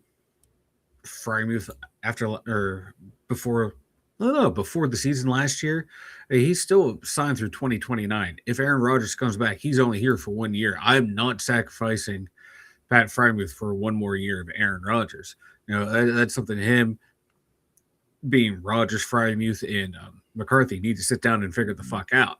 Now, if the Steelers want to say go and draft Kenyon Sadiq in the first round, he's not going to be a tight end. He's going to be a big-bodied wide receiver in this offense. So that would make sense there. But you draft him, you don't trade Frymuth. He's just going to be a wide receiver in this offense in the mold of a DK Metcalf, Michael Pittman Jr. He fits that size build of those two guys, and that's the kind of size that McCarthy likes in his receivers. A guy who can play all 3 spots. He fits the height, weight, and speed requirements of that mold, and he likes guys with big catch radiuses. So, and you just add him into the mix of that receiver core, and you still have Frymuth, and you still have Mount Washington. It's that's, to me, would be like a non-starter. You wouldn't trade Frymuth. You would just add this guy in and plop him into the wide receiver room. Tyrone says no Muth will cook this year. Smith was terrible OC and wanted to get. I mean, that's another thing you got to consider too. I mean, we're going to take a look at different coordinaters as well. And Jonnu Smith was ahead of, he just got placed ahead of him in the depth chart. And so again, we'll see. Let's scoot up a little bit here to Tyrone. Okay, yeah, I'm sorry. At Steel Loyal was referring to Con exactly drafting a quarterback in the first round. I was saying just in general, any way he could bring one to us. And again, right here, guys, the Joe, I don't even know if there is a quarterback worth a first round pick in this year's draft, and certainly in the past. And you could see them kind of positioning themselves amongst other teams, knowing that 2027 draft is going to have a bunch of quarterbacks. Going into this, Mike, we did believe that it was going to be the quarterback position that we were going to be looking at. But again, Fernando Mendoza is the best possible quarterback. And, Mike, a lot of people aren't even expecting him to be this great quarterback, Mike. And it was also announced yesterday, he informed the NFL that he is not planning to attend the NFL draft. See, I don't like this. And I know you don't care. But my point is this. This is the biggest moment of your life. You were a football player getting ready to be drafted number 1 overall in the NFL, the highest level of what it is that you do. What could possibly be so important that you can't bring yourself to this event to where, again, say you get drafted 264. Okay, who cares? Number 1 overall. The show is going to be about you for the first hour of the broadcast. I just don't like this. Get your ass out there. What could be so important that Fernando Mendoza isn't going to show up to the draft for the biggest event in his life? I don't like this kind of stuff, Mike. From what I read, I think his mother's sick, not doing well. So I think that was the reason why. That was one of the reports that I saw. He wants to, be at home with his family, with his mom.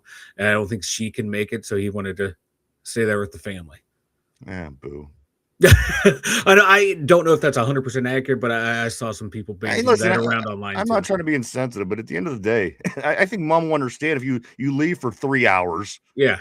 To go to the NFL draft to get picked number 1 overall, you're going to start making mad money. It just, to me, it's crazy. And I know. It's like if she was get on a plane, take this flight for 2 fucking hours, go to the event, get on a plane, go home. Your mom's gonna be fine. Exactly. Yeah. I was gonna say get in, get out, but you should take a helicopter. We'll find a way to get you there, brother. Rappel down in, make a spectacle out of it, brother. You're going to be if he was unsure, and he wasn't pretty much guaranteed getting that number one, he'd be there. I kind of anxious, kind of, what am I going to do? Am I going to be picked? Like the fact that he's kind of already got the green light, that it kind of bums me out because, again, at the end of the day, you're kind of what people were there to. So, a lot of people were there to see that number one pick, the number one pick in the NFL. I mean, that's just me. But anyway, in the way, bro, you got enough money now. Your new contract is going to allow you to get on a plane, fly somewhere 2 hours. Yeah, I'm sure you can take a loan out. I think you're going to be fine, brother. Right? I'm just saying. Let's get back on the board. We still have a lot of things to get into today, guys. Welcome to the show, episode 943 of the Two Dum Yinzers. Let's get back at it right here to Rogers. Let's see where we at here. Working our way up. Here we go. Okay, John says Rooney, Tomlin, and Kahn all shared the blame, but the buck stops with Art. He is the variable that must change for real change. Jamal says, man, Mood is trash. Also, John follows his comment up with saying Rodgers was the OC last year, and he will be again if he returns. And I agree for the most part. I think more so last year than this year. I think that the new offensive coordinator is not going to not want to be involved to a degree. And let's say that there was even a head bumping between Aaron Rodgers and the offensive coordinator. You do have Mike McCarthy, who is, again, a lifelong friend, basically, of Aaron. I think they're going to make it work. Well, and McCarthy's he is the de facto offensive coordinator. He is going to run it. I'm saying. And then he's calling Art Bellagio is there to, do the little things that McCarthy doesn't have time to do. He's made that point, Mike. He said, I'm going to call the offense. So, again, that's a good point. And also, John, I do think to a degree, and I think to a degree, Mike McCarthy will let him be a bit of an offensive coordinator. But it's interesting, again, Mike, that you reminded me that Coach McCarthy is going to be calling the plays. So it's going to be interesting. And I'm sorry, any good team's going to tailor their offense to what their quarterback wants. My guys out there, we're going to make it work. What makes you comfortable out there? I want that give and take with my quarterback and my offense coordinator and head coach. These are the weapons I have. Okay, how can we make them work into what we're trying to do? What plays are you comfortable with? What formations? And let's get it rocking and rolling. I don't know why that's a foreign concept to some people. Let's go right here. Tyrone says, Ginger Joe, I'm glad he didn't. 2027, the big year. It's almost hard to miss. As from what I'm hearing, it's going to be hard to miss next year, but we will see. Jamal says we're going to see if Mute has what it takes. I think Mute has plenty of what it takes. Matter of fact, it wasn't any of his fault in anything that happened. It was never an injury that set him back. It was never lack of performance. And people's always going to say, well, he dropped that pass down the right sideline, which is crazy because, one play can't define your career. Very, very consistent. Catches the ball almost every time thrown to him.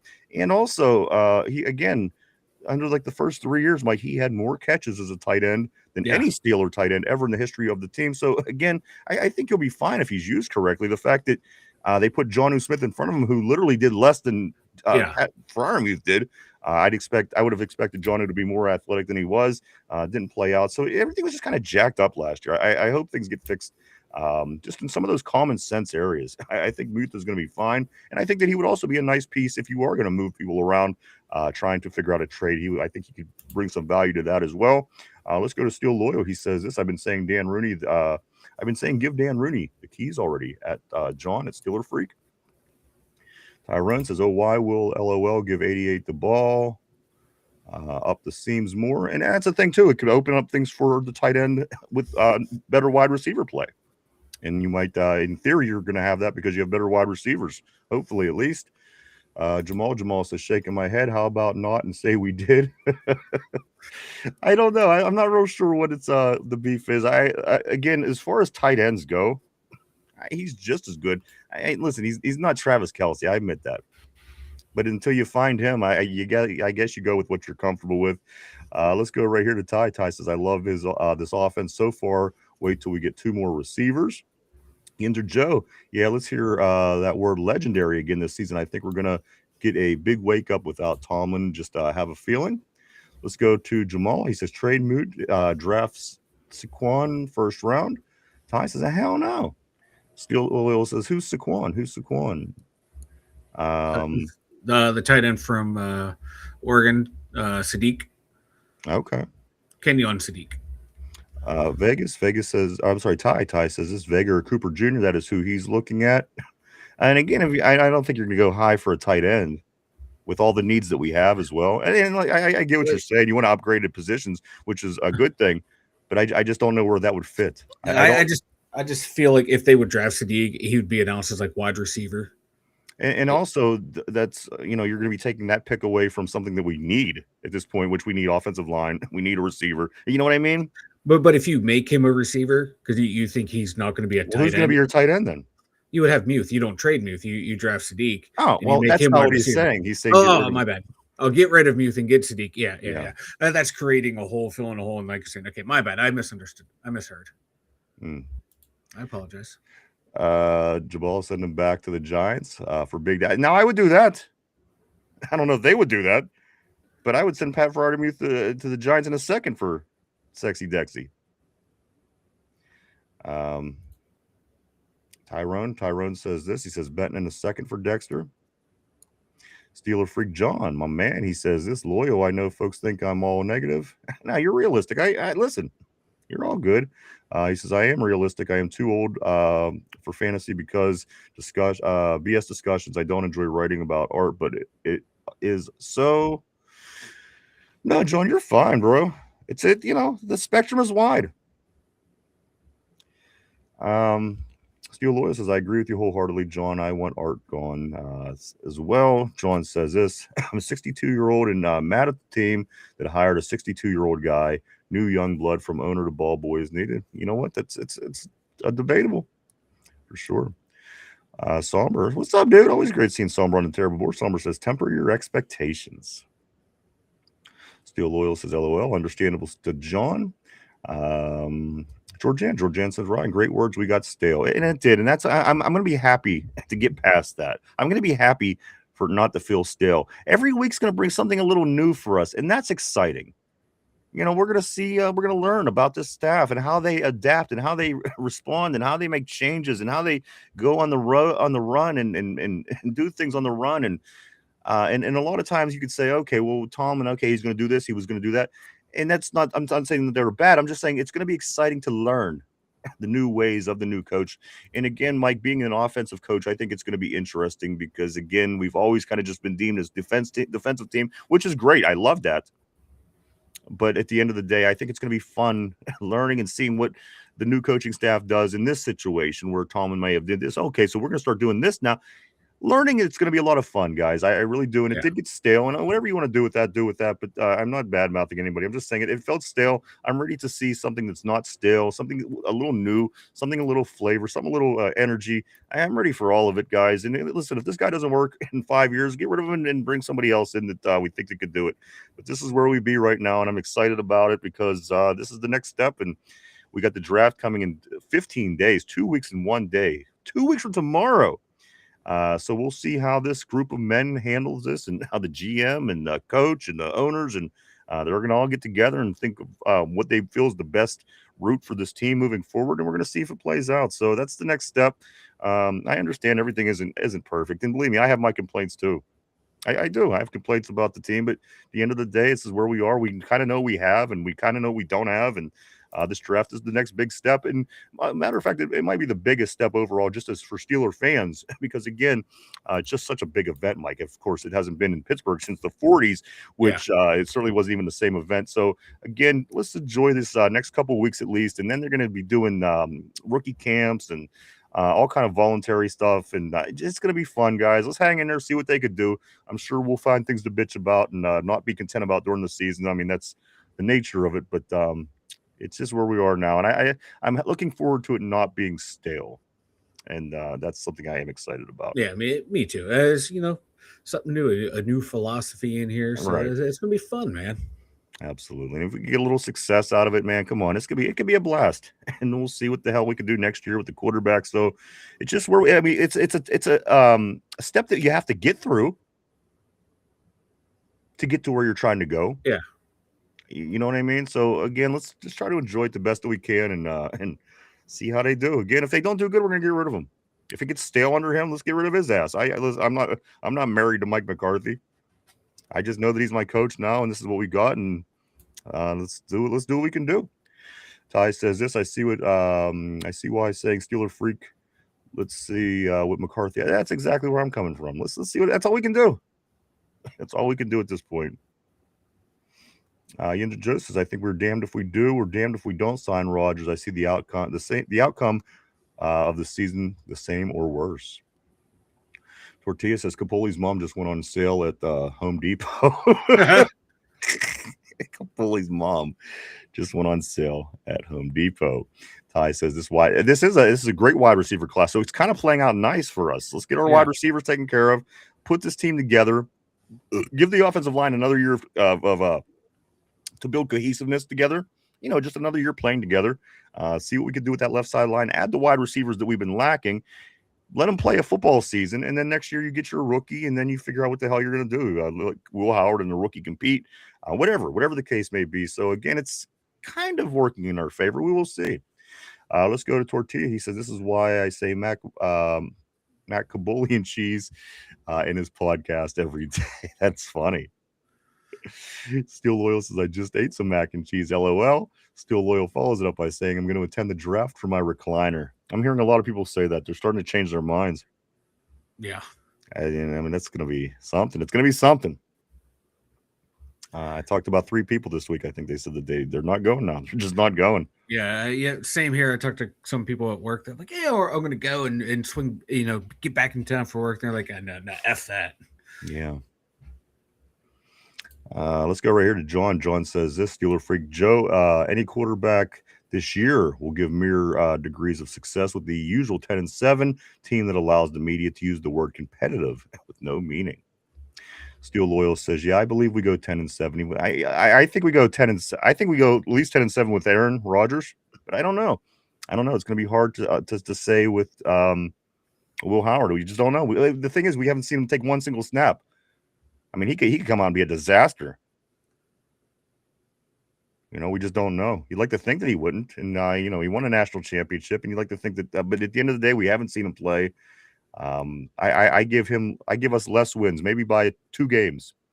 Aaron Rodgers gets at least 10-7. And I'm not saying that's, it could be upward. It could be more. And I think Will Howard will be a little bit behind that just because there's stuff between Aaron's ears that he brings that, Will certainly doesn't have at this point in his career. Let's go right here to Yinzer Joe. Yinzer Joe says, well, apparently they were competitive last year. They sure were. They were expected to be in last place down there with the Browns. And, as competitive as we were, we almost lost to a pretty bad Ravens team if the guy didn't miss a field goal in the last play of the game. So, again, point taken. But division games, you kind of throw records out the window on that one because you know each other so well. Yeah. D-Roy could QB and the fuckers would still pull 10-7 or just to give me a stroke. Yeah, that's about it too. Let's go Steel Loyal. Bigger they are, harder they fall. And that's, kind of a concern with me with Washington. I mean, those are 2 pretty big injuries. You get yourself into some concussion issues and then you get tackled and break your forearm. I mean, it's not every play somebody's breaking a forearm. Those are 2 pretty big injuries, in my opinion. So we'll keep an eye on that. I love him. He's a beast. I seen it take him 17 guys to pull him down in the Miami Dolphin game. I just seen this highlight the other day. I just hope he can stay healthy. I hope that's not an issue with him. Ty says, I like the chances better this year with A-Rod coming back. Fix the left side of the offensive line. 2 more wide receivers, nose tackle, linebacker, safety. And I do too. I mean, obviously coming in, knowing the team, knowing the players around him, knowing the guys, I feel more confident with Aaron this year. That's why I do think that we can move upwards more, go over the 10 wins. If things play out again, getting those weapons, fix that line. We'll see. We will see. Ty says this. He follows it up by saying, pay Darnell. He won't be expensive. I don't think I want 80. John says this. I want a gunslinger who can open up the fucking offense. Somebody to just sit back there, see something, identify, get the ball out. Why is it so hard to be a quarterback anymore? I mean, these are professional quarterbacks. Why is the talent just so good on the defensive side of the ball? Because again, you only give about, and we always say this, Mike, only about five top tier quarterbacks at any given time. What's it's always been like that. These I don't know what it is, and it's getting worse too because these colleges, man, they're just running these guys in to run their system, milk them for all they can, then move on without caring how they develop for the next level. And even when coaches were trying to develop guys for the next level, there was still only a handful of the elites, and still that handful of like, oh my god, how is this guy a starter in the NFL? So it's gotten a little bit better, but not a whole hell of a lot better. It's just quarterback, man. It's a one of the hardest position in sports for some reason, man. You can't find them all, or can't find a lot of good ones. And when you do, you got to hold on to them. To finish John's comment, he says this, but maybe his AI wife can do it. Steel Oil says his mom has MS, I'm pretty sure. Steel Oil says he's staying home with his mom. I mean, I know people that have MS. They can't stay at their house they can't stay at home for 5 hours. I don't know. I'm just saying. Maybe I am being insensitive, but at the end of the day, you only get this opportunity once in your life. I'm sure mom will be okay if he goes away for the fucking day, right? You would think. I don't know. Maybe I'm a dick.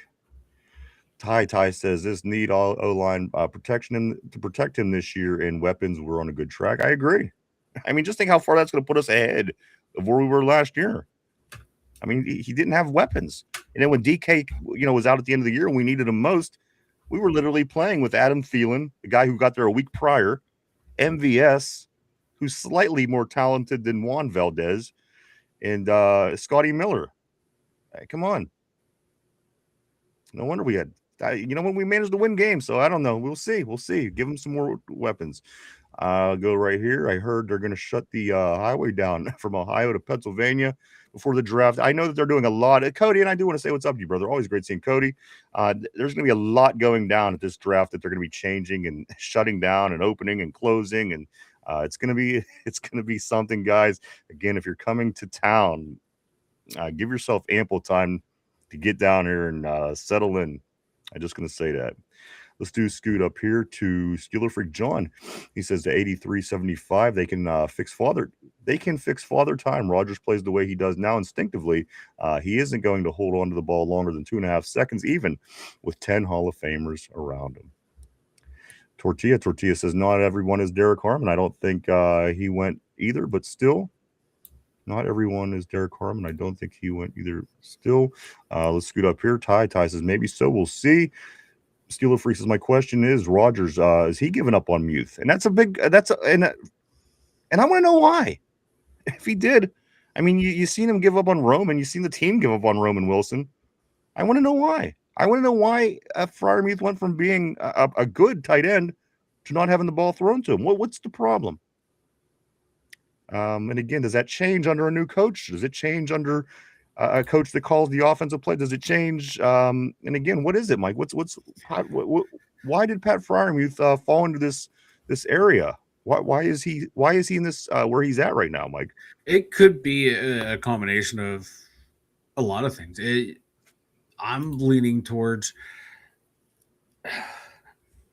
Arthur Smith's infatuation with guys down the depth chart.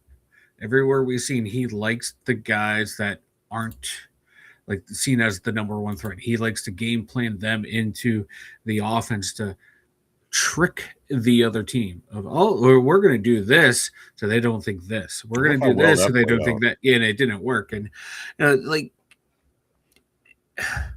looking through Freiermuth's like the snap counts and all that. Like in week 13, he had a grand total of 17 snaps. But then the following week, he had a grand total of 31 offensive snaps.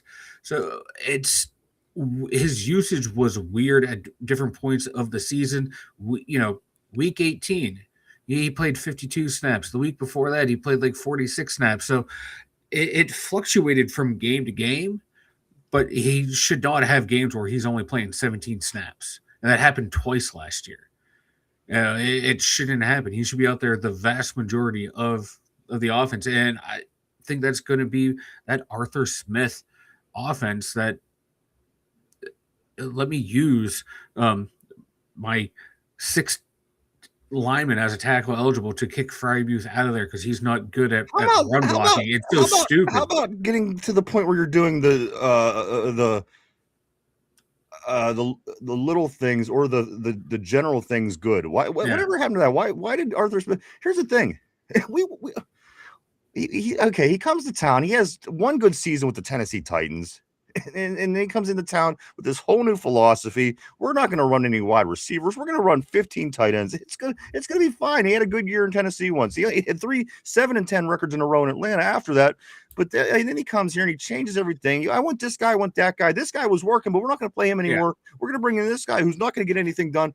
So why not get the stuff done that needs to be done instead of pissing around? Let's make somebody think. Nobody thinks we're going to do one thing and does the other. The Pittsburgh Steelers became the most predictable team in the NFL, certainly if not one of the most predictable teams in the NFL. I think the Arthur Smith experiment was complete trash. Mike, there was nothing good that came from the Arthur Smith experience, in my opinion. Again, he's trying to recreate we weren't doing the little things, the normal things, right. Very predictable, Mike, very predictable. And he wants to play in his own mind. How are we going to trick people to think we're doing? Yeah. Nobody's going to think you're going to do anything. They're going to come up and tackle us behind the line the same way they do every time that we run this freaking play. I'm so glad the Arthur Smith experience is over. I don't necessarily feel bad for Ohio State because, again, it's going to be a different beast. It's a whole different thing for. But, Mike, I am so happy the Arthur Smith era is over in Pittsburgh. It was not a good experience, in my opinion. And, again, go ahead. I'm sorry. No, it was a terrible experience here. And like you, I'm glad it's over. So, that just go back and look the way he uses players on other teams that were of, like, better skills compared to guys that you're like, why is this guy playing more snaps than the starter? Why are they out there in key situations? Trash. That's an Arthur Smith staple. That's why, I think we're going to see more Pat Frymuth because Arthur Smith is not here. Jamal asks, is Dante Moore in the draft? Is Dante Moore? No, he went back to college. He went back to college, dude. John says this. Oh, let me scoot. John says, great points. Hold on, it's moving on me like crazy. And it's continuing to move. What's going on? All right, right here, John Steeler Freak says this. Great point about Muth and Rogers, Mike. Also, Ty says, next year, Jamal, about Dante Moore. Let's go right here. Mark Caboli says, I beg to differ some respectfully. Muth for a couple concussions and cracked ribs and shoulders concerned from the Kenny era ball era. I think it took its toll on his athleticism. But he's a white end at the end of the day. I mean, how much athleticism do we expect? I thought he played well for being a white end. Because, at the end of the day, the white end, they catch the ball, turn around, get tackled. It is what it is. So maybe he just kind of got brought back down to that level. I do want to jump up to this real quick and say to Tortilla Jackson, thank you so much for the super chat.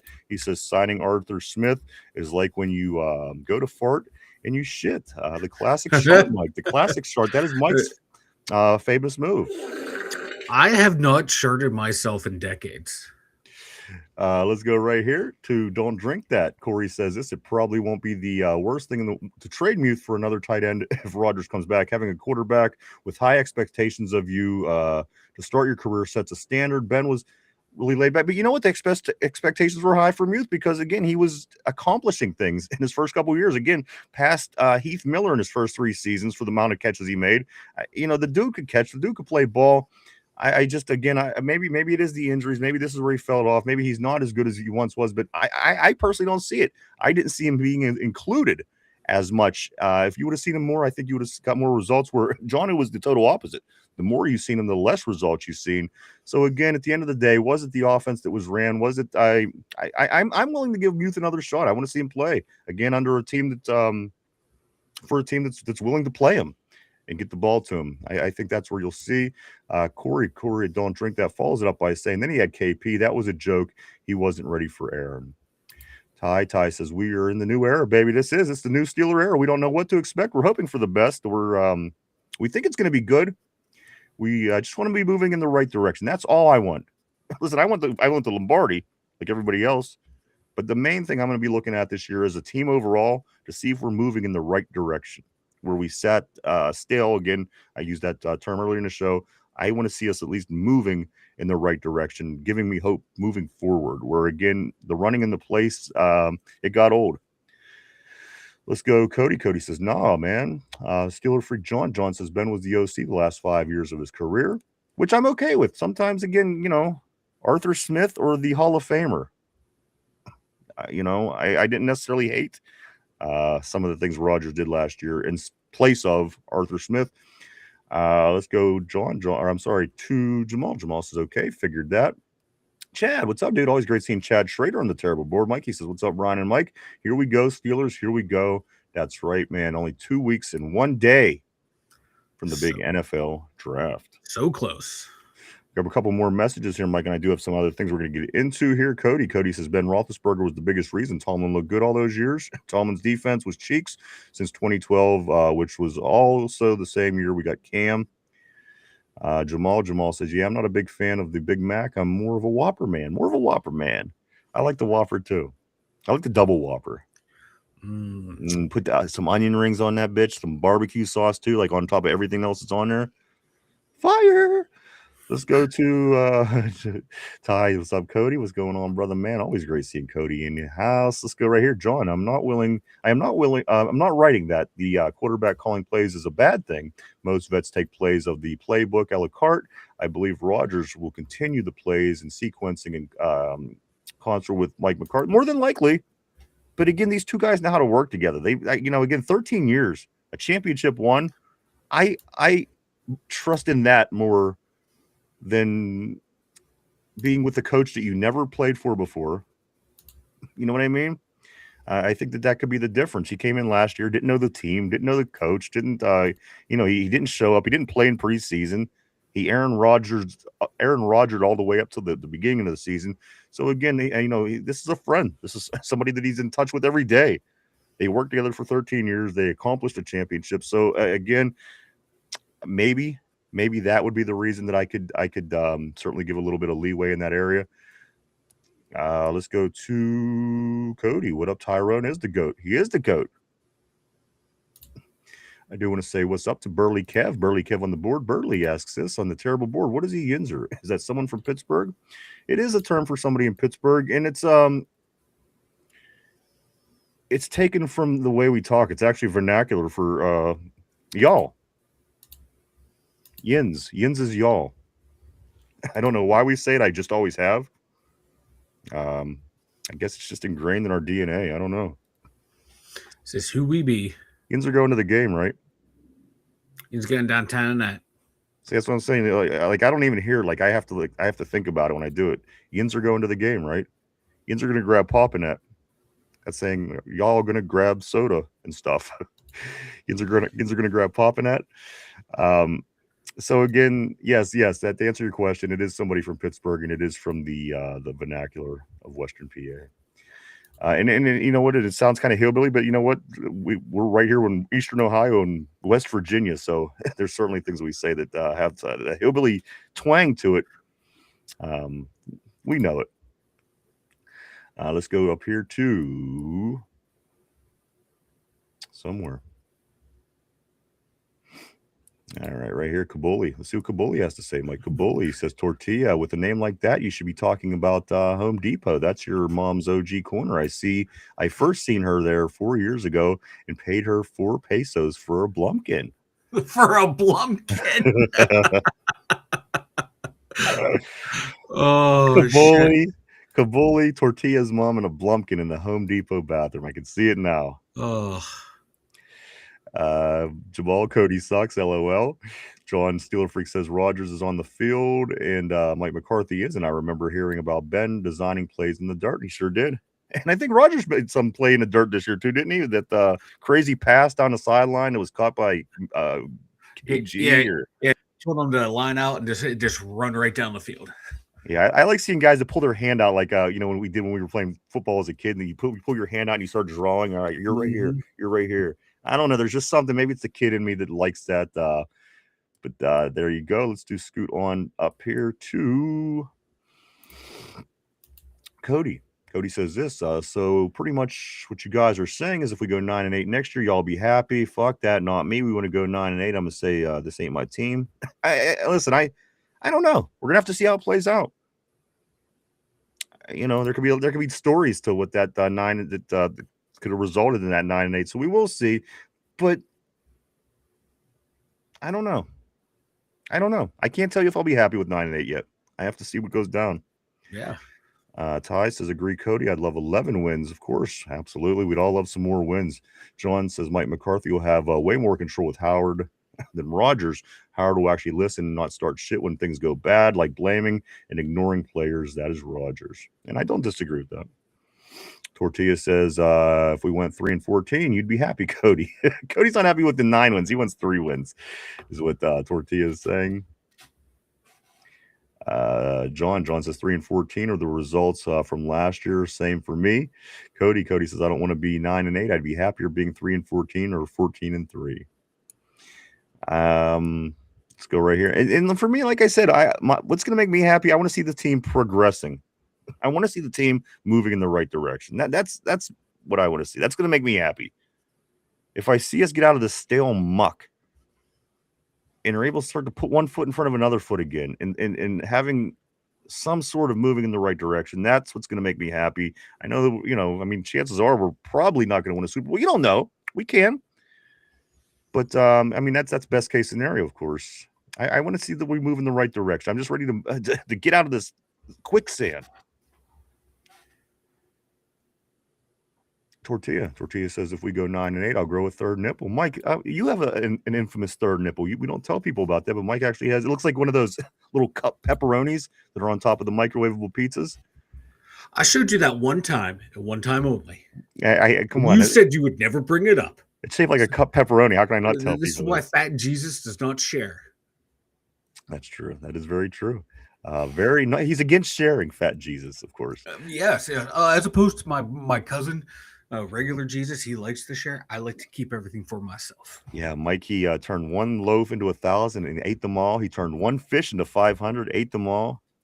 Turned water into rum and Coke and drank it all.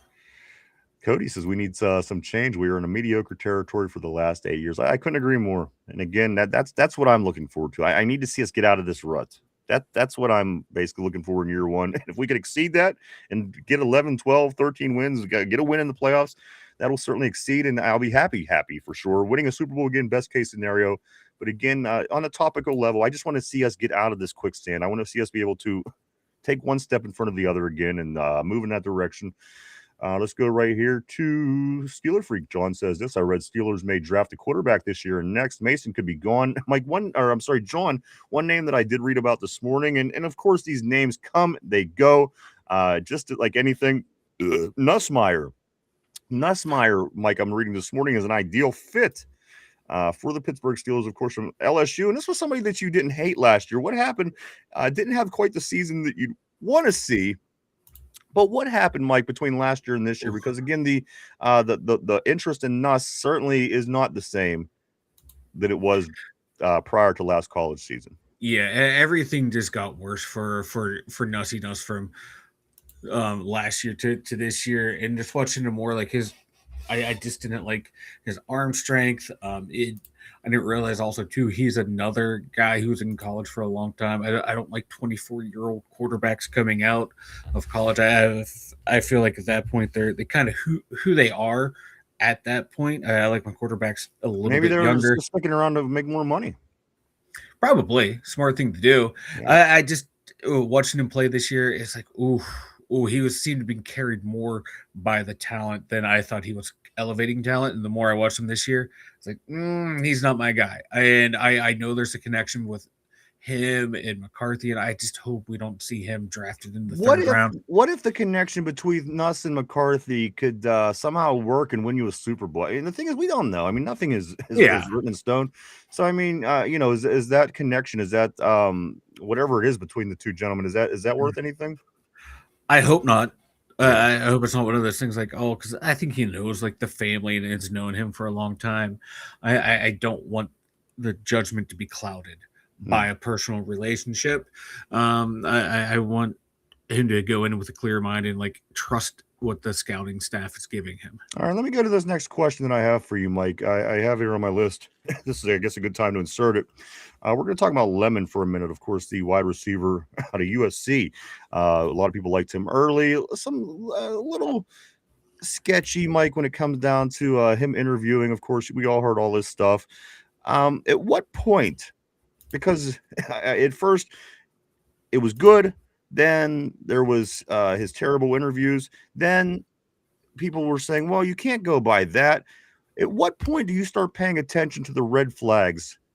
Because again, you could kind of go back to the beginning of the show when people were talking about George Pickens. You let this great talent go.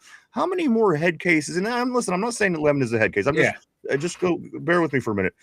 At what point does those red flags come to you and say, well, you know what? We just had something similar with George Pickens. We had to send him down the road because we didn't want issues in the locker room. The guy gave up on plays, all the things that we've seen him do. And of course, was ultimately part of him being shipped to Dallas. At what point, Mike, and again with Lemon, at what point do you take those? Do you start taking the red flags more serious than you normally would? Again, in other words, we could be heading in the same direction if this guy is a problem that we were with George, and we basically gave him away and had nothing because we were so against having him here. Obviously, you didn't bring anybody else in.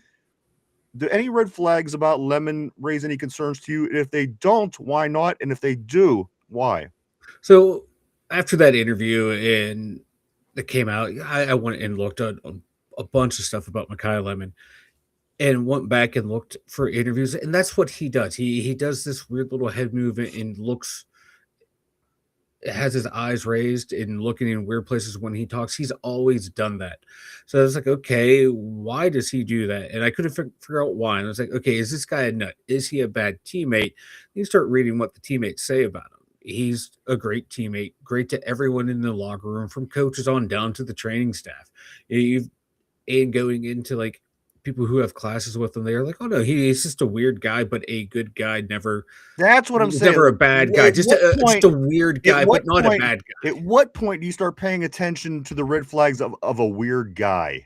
Where is the line that's drawn? Because a weird guy can be problems. I mean, you need people to step in line. It's a team game. And obviously, we've had players that didn't quite fit that. We avoided we ignored the red flags before. Where's the line to where you say let's not even talk about Lemon in general? When people have red flags, what's the line that people are comfortable with taking that player? Or again, you take a player like George Pickens, who had all the talent in the world, he was still such a pain in the ass. We ended up getting rid of him for basically nothing. What's the line that you ride as an NFL team, like, and again, not Lemon, just in general, that you start ignoring red flags and you just go with the pick anyway? When they don't do anything to be detrimental to the team. When you're here, coaches saying, yeah, he's weird, but hey, when we ask him to do something, he goes and does it right away. When you hear stuff like that, you're like, okay, he's just a weird looking guy, does Was things. George Pickens problems at Georgia? I don't remember hearing anything. He had problems at Georgia. That's why he fell to the second round. He had kind of like the stuff that we saw and heard in Pittsburgh. Yeah, like stuff like that. Where Lemon, you don't hear anything about that. You So hear we what a good teammate he is. I mean, What the a thing good is, somebody player was he going is. to pick Pickens at the end of the day. I'm Yeah, just trying to figure out where the line is of the teams that don't want to play the games yeah, and just focus on football. Let's get some smart guys in here. yeah, Know what they're doing. I don't want a guy that's walking off the field as the ball's bouncing around in yeah, front of him. I don't want any of these yeah, issues. So that's what I'm saying. yeah. Um, With Lemon, there's been none of that from what I've looked up in interviews and articles written about him. Like he's always like football first, the hard worker, gonna do whatever's asked of him. Just moves his head weird in interviews, but does whatever the coaches ask of him. Never has been a problem at the university or for the football team. So when you read stuff like that, like, okay, this guy comes in, does what is asked of him, does what more is asked of him, produces on the field, but looks at the cameras weird, I'm fine with that. You're putting numbers up and you're not being a distraction and you're showing up on time, doing what the coaches tell you to do, You know who helping your wasn't a teammates. pain in Give the me ass that. in college? Jordan Addison wasn't a pain in the ass in college. No, he was not. He's kind of a pain in the ass in the pros. So, Yeah. So it's like, that's what I'm saying. yeah, like you never know. You just have to trust, like, from what you're hearing, and like teams employ private investigators when they send them after guys. See, they that's think what I they're would gonna be do a red because flag. I don't trust what I hear. I'd have private investigators following these guys around their whole lives. But let's move on. A lot of stuff we still got to get into, Mike. At this portion of the show, I do want to say this, guys. If you did tune in a little bit later, we did mention we announced earlier that the Steelers do have three. They have three visitors coming today, Mike. 3 more visits on their Big 30. This is UConn wide receiver Skylar Bell is to be in town today for a visit. Also, Miami safety Jacoby Thomas, he is to be in town today for a visit. And finally, BYU's linebacker Jack Kelly, all 3 being in town today. As yesterday, we wrapped up 3 with Denzel Boston, of course, the wide receiver. Defensive tackle for Florida State, Darrell Jackson, and the linebacker, Jaden Duggar, out of Lafayette, Louisiana Lafayette. So that's what's going on, Mike, with the visits as of right now. It seems to be right around 10 to 13 visits left. The Steelers, of course, back at training today. They are in for their first off-season workouts this week. Started yesterday. Them and 9 other teams did kick off this week. Because they have brand new coaches. New head coaches get you an extra week. The rest of the league gets back into their workouts or kicks off their workouts next week. They kick that off. So the league, Mike, in the off season, it's still moving. It's moving right along. We have the draft just 2 weeks from tomorrow. Lots of things going on. Here's something that was said, Mike, about the Steelers. NFL analyst says the Steelers feel good about Rodgers returning before the draft. However, Adam Schefter yesterday on Debo and Joe, on the Pat McAfee show, on PMS, Adam Schefter says he thinks AR can blow by the deadline without consequence. Mike, which is it going to be? Again, says Steelers feel good about Rodgers returning before the draft. Adam Schefter says he thinks Aaron could blow by the draft deadline without any consequences. I think they're both right. Which one is more likely to you? I'm thinking after the draft. I have a feeling that's when it's going to be announced, because I forget when he signed last year. June. It was like May or June. Yeah, so I have a feeling it might be on that timeline. I just have a feeling that that's when he'll be signed, and we'll have to deal with the is he or isn't he not coming back? And all the Steelers did this, so that means this. If the Steelers didn't do that, so they're screwed. It's going to be the same talking points we had last year up until he signed. Let's get back on the board. Let me try to get through some messages, guys. All right, I'm going to go right here. I do think I know where we're at. Maybe. Yeah, right here. Ty says saw that they said later rounds, which is good. Scoot up on that. Let's go right here to Steeler Freak 365. Sold 14-3, beating tier 1 teams along the way without luck, with momentum starting in November. Context for me, and that's the thing too. Stay in the game with some of these good teams for once. Start beating teams that are good. That'd be a nice start. Don't get blown out in playoffs by Houston. Don't get blown out by the Buffalo Bills. Don't get blown. The Philadelphia Eagles beat the crap out of us when they start beating some good teams. That's when you know that things are going to start moving. Things are moving in the right direction. Is when you start winning against some of those teams, which we haven't been able to do for quite some time. Corey at Don't Drink That says Ohio will be the first college to get 10 tight ends drafted in 1 year. Ty says agree. I'm happy with Smith and Austin gone, and love and Tomlin love hate, but we needed new and change. I agree. That's where I'm at too, dude. Ty says this Smith will run Ryan Day's offense, and if he does that, I think he'll be just fine. He's not trying to recreate the, you know what I mean? Just go and do your job, and it's a good organization, as is ours. They're going to win their football games. Ohio State's going to win.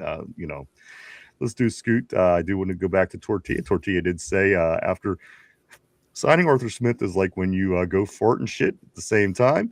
Go to fart and shit. Let's scoot up here. Also, we do want to say thank you to Tortilla for that.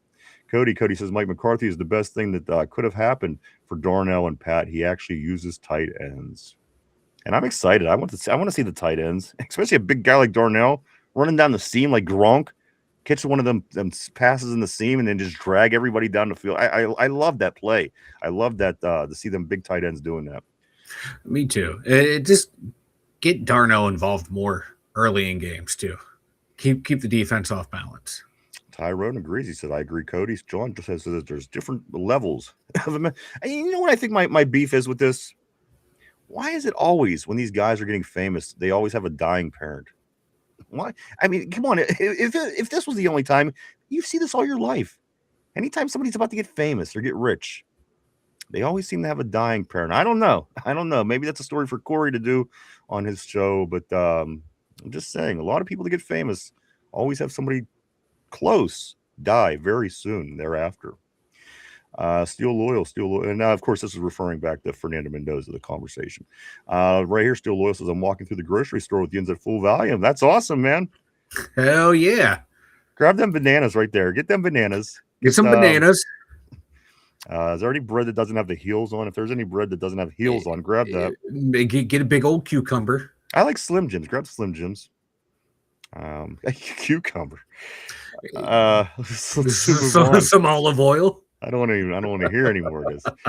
Let's go to this right here. Tortilla says Kabuli only talks about my mom because he sat on her and she died. Oh, that would be a terrible way to go. Cause of death. Steel Loyal says Mike's trying to make people stare at me. Mike's like, make sure you grab the cucumbers. And what else? And what else did you say? In the olive oil. In the olive oil. You're just making a nice little something. I don't know. It's gonna be a nice little tasty snack. Let's go right here. Green Cody got that. Put them on, Steel Loyal. Yeah, man. You want I should sing? I can sing. Let's go right here to right here. I'm ready for the draft. Ty says, me too. And can you believe it's only 2 weeks away? It's getting here fast, boys. Getting here fast. Jamal, he says, still curtain for life. That's right, baby. That's right. Other people worrying about other shit. We have our Steelers to worry about. John says, Mike McCarthy must manage Rodgers and Coach Howard. Big difference. I agree. That's well said. Ty says, at work listening to my guys, loyal, laugh my ass off, facts, always here no matter what. It's slow as fight. Yeah, man, we appreciate you guys. Thank you so much. It means a lot to us. It really does. Thank you. Cody says, right direction, wrong direction, just move in a damn direction. Get out of your own way, I think is what he's trying to say. Let's see some Steelers improvements this year. Steel Loyal says, everybody in this grocery store about to know it's Steelers for life. That's right. Maybe Mike and I should start a fight. I was just thinking that. I just start screaming because Mike he yells so loud. I mean, everybody in the store is gonna hear him. Motherfucker! I don't want to get Loyal kicked out of the store though. Steeler Freak Johnny says the Steelers are no longer feared. That includes coaching and style. It has been that way for over a decade. I agree. I do agree. I agree with that. A fighting food line. Let's go right here. The go to Tortilla. They're about to know Kabuli is having an affair with my mom too.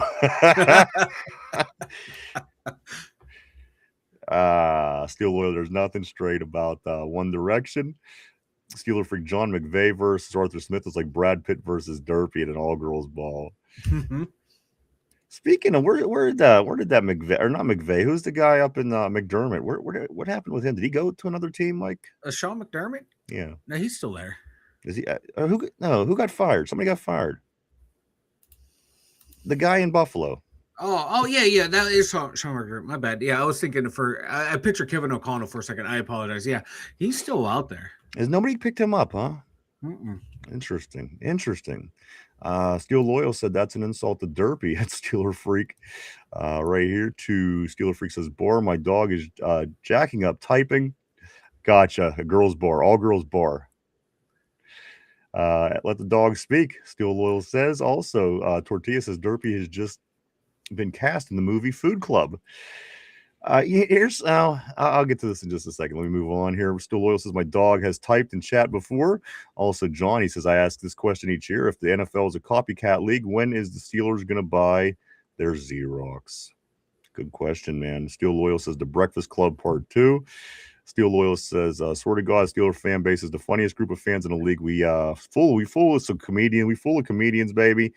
No two ways about that. Steel Loyal says it's just a coping mechanism. Steeler Freak. Loyal, your dog knows more than the Master Tater. Where is that Master Tater today? I haven't seen him on the board. I don't know. Lemon is just socially awkward, I think is what RB is trying to say. And that's kind of what I take too. He's just kind of an awkward dude. Steel Loyal, John, my dog can sit, shake, roll over, and speak. I know Tater can't do any of that. And I know that for a fact too. Laugh my ass off. Facts. Loyal John RB. He's probably on the spectrum. All jokes aside, a touch of Asperger's. Tyrone says this. My dog built like a dinosaur. Derby got no chance. I'm pretty sure even if he wasn't built like a dinosaur, Derby would have no chance.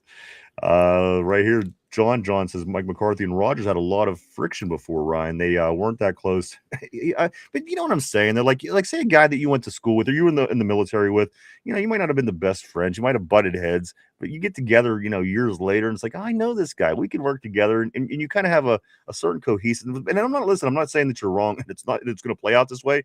That's just kind of the way that I'm seeing it. They know each other. They've been there, done that, worked together. And you don't always get along with the guys at work, but if you get together years later, it kind of comes together, and that's what I'm hoping. So I'm not debating what you're saying. I'm just kind of putting my hopes out there a little bit. They weren't that close as the media spins it now. That written, you were right. Got to support and see. Chronic bitching gets no trophy either. Scoot up here to RB. I'm serious. Something isn't all there, but that's fine. I have a touch of it, and I'm very awkward. I'm certain in certain situations. Me too. Believe me. Steel Loyal, he says, imagine A-Rod and Mike McCarthy getting into a fist fight at the 50-yard line. Yeah, hey, be entertaining. Steel Loyal, I think we are all autistic at RB. We all have a little autism going on, a little tism. Steel Loyal says 2.5 Dum Yinzers is back. Big baby. That's right. In the house, as always. Speaking of tism. Oy, oy, oy. Cody says this. Rodgers can do what he wants. He owns the Steelers. Steel Loyal says he also owns the Bears still. Right here, John says Loyal. If was heated up in Green Bay, you aren't far off. Rodgers has $396 million, and his ego is bigger now than it was with Mike McCarthy at Green Bay. I'm writing about a sick fuck who loves attention more than his AI wife. I really cared for my AI wife. Remember that? Like I really you did, man. Yeah, but like you I think you came on too strong for her. She was like, no, this is too much. Did too. I was too much for her. You were. Steeler Freak says this. He says, turn the Dixie Cup into a bucket of KFC. That is derpy. Steel Loyal, Mike trying to make people stare at me. Never. Cody says Ryan Day looked like a fake person on Cam Hayward's podcast. Reminds me, Ryan Day, and again, Arthur Smith, as Mike pointed out early on in the Arthur Smith the experiment. He looks like one of the generic coaches on Madden. Like, say you're getting ready to create a player or create a coach, that generic shell that they give you before you get in and change the hats and the earphones and the headphones. They look like that together. Ryan Day and Arthur Smith. They're weird looking fucks. Ryan Day looks like Lady Elaine from Mr. Rogers.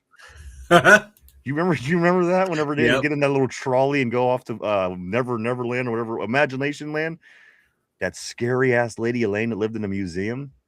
Ryan Day kind of has that face.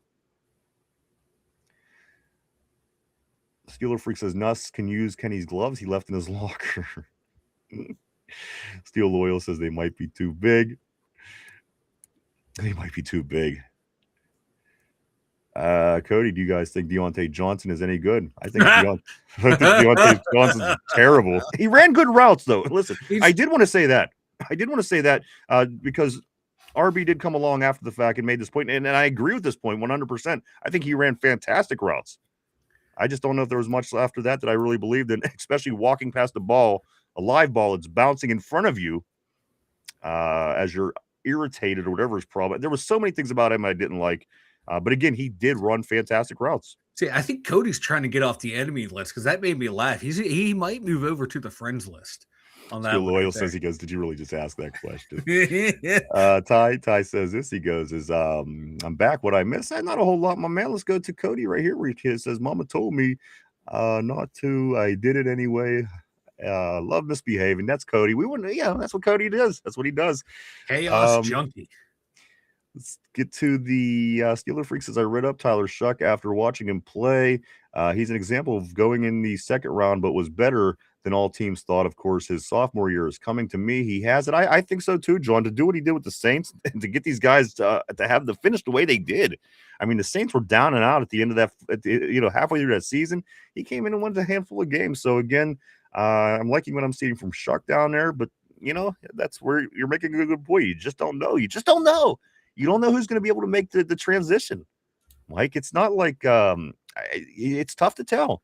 It's tough to tell who's going to be able to get it done and who isn't. And Fernando Mendoza, he's a good question. He's going to be a fun one to watch because, again, some people say, maybe he being the best quarterback available, you'd certainly like to see a little bit better than him, but he did win a national championship, but so did Will Howard. So, I mean, there's all kind of questions, and it's hard. It's hard.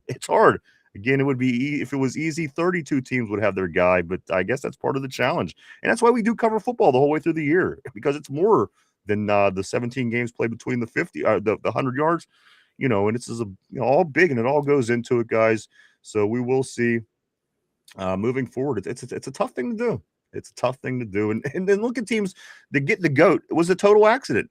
Tom Brady being a 6th round pick, they probably figured out this guy, he could be a backup to Drew. If we don't need him anymore, whatever. And then ended up playing out that he won 7 Super Bowls himself. So again, it's not an easy thing to do. Don't touch my Asperger's, Tortilla says. All right, Cartman, settle down. Steeler Freak Johnny says, I read Beck's eyes.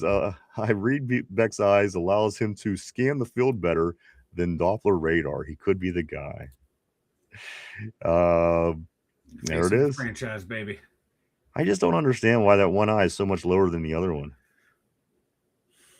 I mean, what could that possibly be?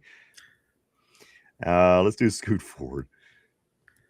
As we are rounding third here, Mike, we're about that time. Steel Loyal says, do you really just ask that question? Of course, going back, there's the quote comment about Ryan Day. Ty, I'm about to drive, listening. Man, be careful. And Steel Loyal says, I can't wait to hear Cody's dialogue during the draft. Guys, 15 days away. The NFL draft coming right here to Pittsburgh, Pennsylvania. Very excited about this. Most people are. It's going to be a jam-packed city. People coming from all over the place, all over the world to Pittsburgh for the draft. Fans coming from all over the country. Big stuff. Mike, why don't you go ahead and tell everybody about, yes, tell everybody about the website. I have a little bit more, but we'll get into this in a second. All right. Head on over, everyone, to the Dumyinzers.com. It's over there. We got all of our draft stuff.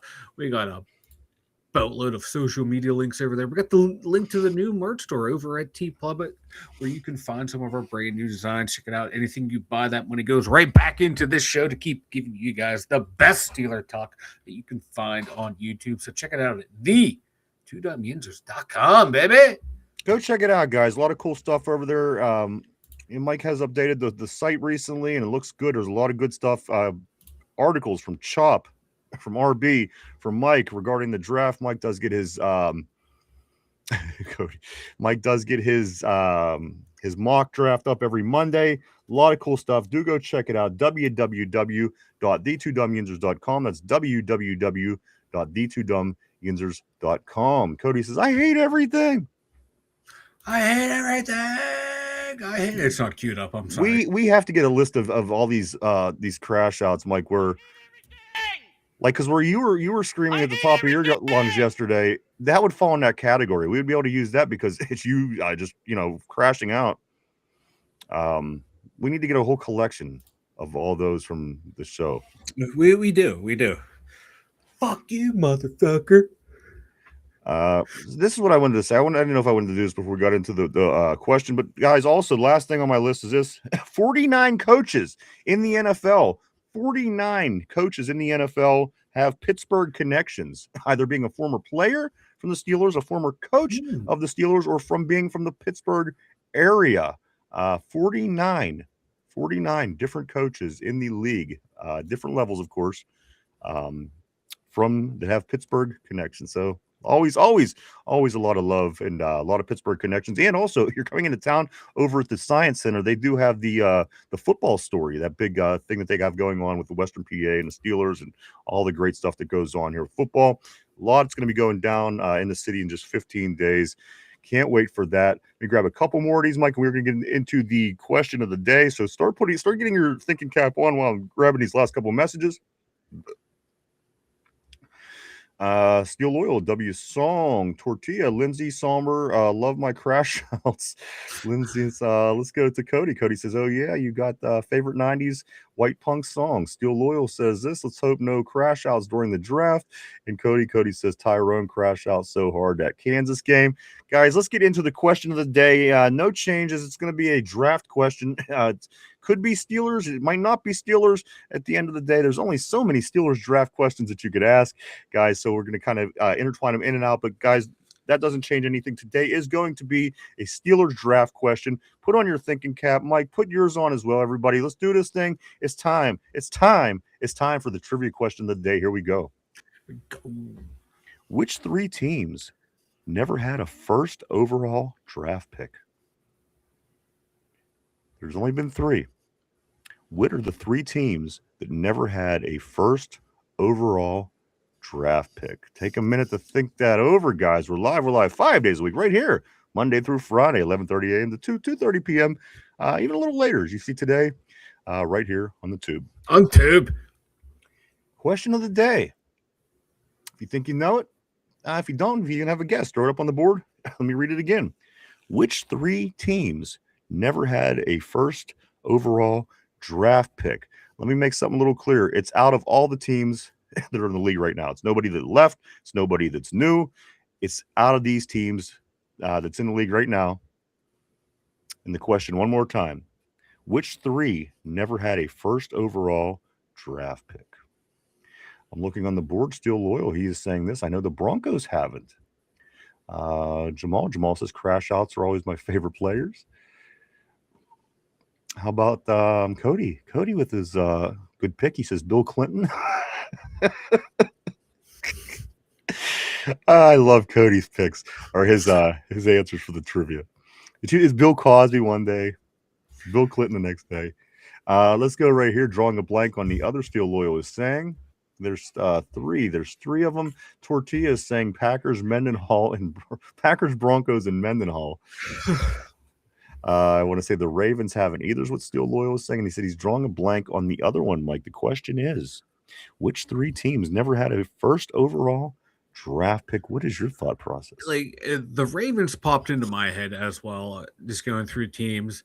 I like the other choices of the Broncos and the Packers, so I'm gonna piggyback off of them and go Ravens, Broncos, and Packers.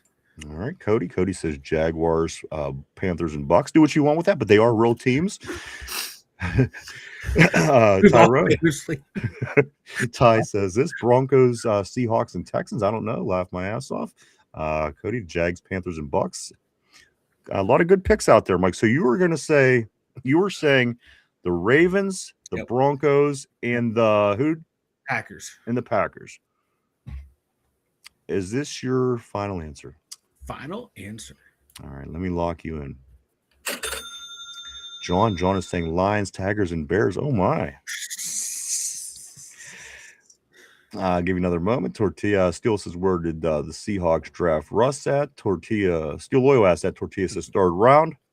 Guys, Tyrone says, wait, not Texans, CJ Stroud. Could be the Ravens, he says. So again, we did get Mike's final answer. Mike says the Ravens, the Broncos, and who? Packers. The Packers. Steel Loyal says Ravens, Broncos, Seahawks. And Steel Loyal says that's my final answer. All right, guys. Question of the day. Here we go. Which three teams never had a first overall draft pick in the NFL? And this is between all the current teams. No tricks, no trick questions. Ravens, Broncos, Seahawks. Ty agrees. I'm going to say this. I'm going to say somebody did get it right. Question of the day. Which three teams never had a first overall draft pick in the NFL draft? The answer to the question certainly is this, as Ty and Steel Loyal are saying, like, it is in fact Baltimore, Denver, and Seattle. Baltimore, Denver. I mean, you were close. Yeah. I mean, switch out the Packers and Seattle. You had it. Yep.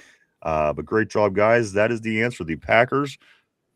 I'm sorry, not the Packers, but the Ravens, the Broncos, and the Seahawks never had a number one overall draft. Wow. Steel Loyal says, boom, we figured that shit out. Hell yeah, Tyrone, they got it. Great job, guys. That is correct. Baltimore, Denver, Seattle is the answer. None of those teams ever had a number one. Even the Steelers back in 1970, of course, you remember. You remember, Mike. You remember 1970. I remember. I was there in spirit. That was their last number one overall pick. Of course, Terry Bradshaw, getting all that great 70s rolling. I wish I would have been a little older to see and understand and appreciate. But you know what? What are you going to do? I could watch the videos like everybody else at this point. Let's grab a couple more of these messages here. Tortilla helped me as well. Steel Loyal says. Let's go. Cody. Cody says Texans and Stroud and Anderson back-to-back first and third picks. And Ty says this, yes, sir. Glad I caught that Texans CJ Stroud one. And that's what I thought a lot of people were going to do. But you catch CJ Stroud, you did get that, guys. Great job. Great job. Great job, Mike. I do want to say, what do I want to say? I don't know what I want to say. I want to say this. Joy. The weather's going to start warming up, guys. It got real warm last week in the 80s. Cooled off a little bit, but you know what? Once it starts getting warm, Mike, again, you're not going to want to go without having your Duquesne Pilsner. That's right. Duquesne Pilsner is available, Mike, in Giant Eagle right now in 6 and 12 packs and wherever cases are sold. The people at Duquesne Pilsner, they really do us good. We're just asking, to show them a little love. Maybe you don't drink beer. Maybe you don't really drink. Swing over to their social media pages. Hit the follow, hit the like. It'll all help. In different ways, guys. Again, Duquesne Pilsner, Mike, we always have it on tap here in studio for everything, every event, everything going on. We love it. Made here, right here in Pittsburgh. It says right on the can, grab a Duke. Grab a Duke. Let me grab a couple messages here, Mike. Before we do start the wrapping up process, I do want to grab. I don't want to miss anybody today. Cody says they looked it up. I synced it. He says I synced it. I synced it. And they might have. They started getting it right kind of toward the end. So, you know what? Sometimes I see Mike pecking over there at his keyboard. I'm sure even after he answers his final question, he sometimes, I think, peeks in to get an advance on what the answer is. So we don't have a problem with that. Let me go right here to Ty. He says, Cap, I ain't Mike. There it is. I ain't Mike. On the list. I like I even had to tell you about Mike doing that, huh? Steel Loyal says, yeah, we got 4 hands. We can type in chat and on Google at the same time. We do have the most talented board, Mike. We truly, honestly do. The talents of people on our board is amazing. It really is amazing. And they're a very knowledgeable bunch, too. I got to be honest with you. Tortilla says, I don't know if I screwed up, but Google says Rashard Mendenhall. It's always Rashard Mendenhall. It's always Rashard Mendenhall. Let's go right here. Steeler Freak says, 1970, I was 6 years old. Ass became my father's TV channel. Remote control on Sundays. I was forced to Steeler fandom. Well, we thank your father. Look what it did. Look at the man that it created. I got to say, we're happy with Dad. Ty, good show, you best. We appreciate you, my man. We always appreciate you, Ty, and everybody. Great job as well, guys. You all are a part of this. Yins are a part of this as well. Cody says, all my homies on the list. I do want to say a couple of things before we do get ready to wrap it up, though. Not only Duquesne Pilsner, you can check out our social media as well. We are all over the internet. You could get on, follow the Two Dum Yinzers, and see what and keep up with the Two Dum Yinzers are up to on a day-to-day basis. You can check us out over at Facebook, X formerly known as Twitter, Instagram, Threads, and even TikTok. You can go over, hit the follow button, and keep up with what's going on with the show. Also, if you haven't had a chance yet, do hit the like button down below. Hit the like, hit the sub, the share, even a comment. It all helps in the algorithm, guys. We do appreciate it all. Thank you. Let me grab Steel Loyal here. He says, "Nah, I just knew the Broncos haven't. Had a feeling the Ravens didn't, and then Tortilla helped me out with the Seahawks. So it's all good. Hey, teamwork makes the dream work, baby." Cody says, "Lies and deceit," but you know what? Steel Loyal replies and says, "Cody, you hamster." You numpty. You numpty. That is one thing I do miss about the Tater Bader not being here. He does throw that numpty word around a little bit, and it's kind of funny because of course we don't say numpty. We're here in America, but you think of this shit off the air, and sometimes during the day if I'm in the car driving down the street or something, somebody cuts you off, you're like, "You fucking numpty." And nobody ever hears me, but those things stick with you. And I'm not gonna lie, I've said numpty in my own time. I have. I'm not proud to admit it, but I've done it. Mike, thoughts on today's show? We talked, of course, the workout. We've talked visits. We talked draft. All kind of talk today, Mike. Final thoughts on today's show? Good show here. Makai Lemon may be a weirdo, social awkward guy, but I wouldn't mind him here. I like the guys we brought in for the visits as well. The weird social awkward guys that seems to work for our show too. I don't know if anybody it does too. All right, I fucking love it. So more the better. I've liked Makai Lemon during the entire draft process. I think it's my little thing here. Yeah, I guess great show, man. Everyone on the board was awesome except Cody. I'm just gonna throw that out there. Oh, come on. Throw that out there. I thought Cody was fun. Cody was fun today, as always. He knows what he did. He knows what he knows what he did. Steel Loyal says Deshaun Watson doing the Humpty dance with the Browns money. Cody Silva. The Humpty dance. Yeah.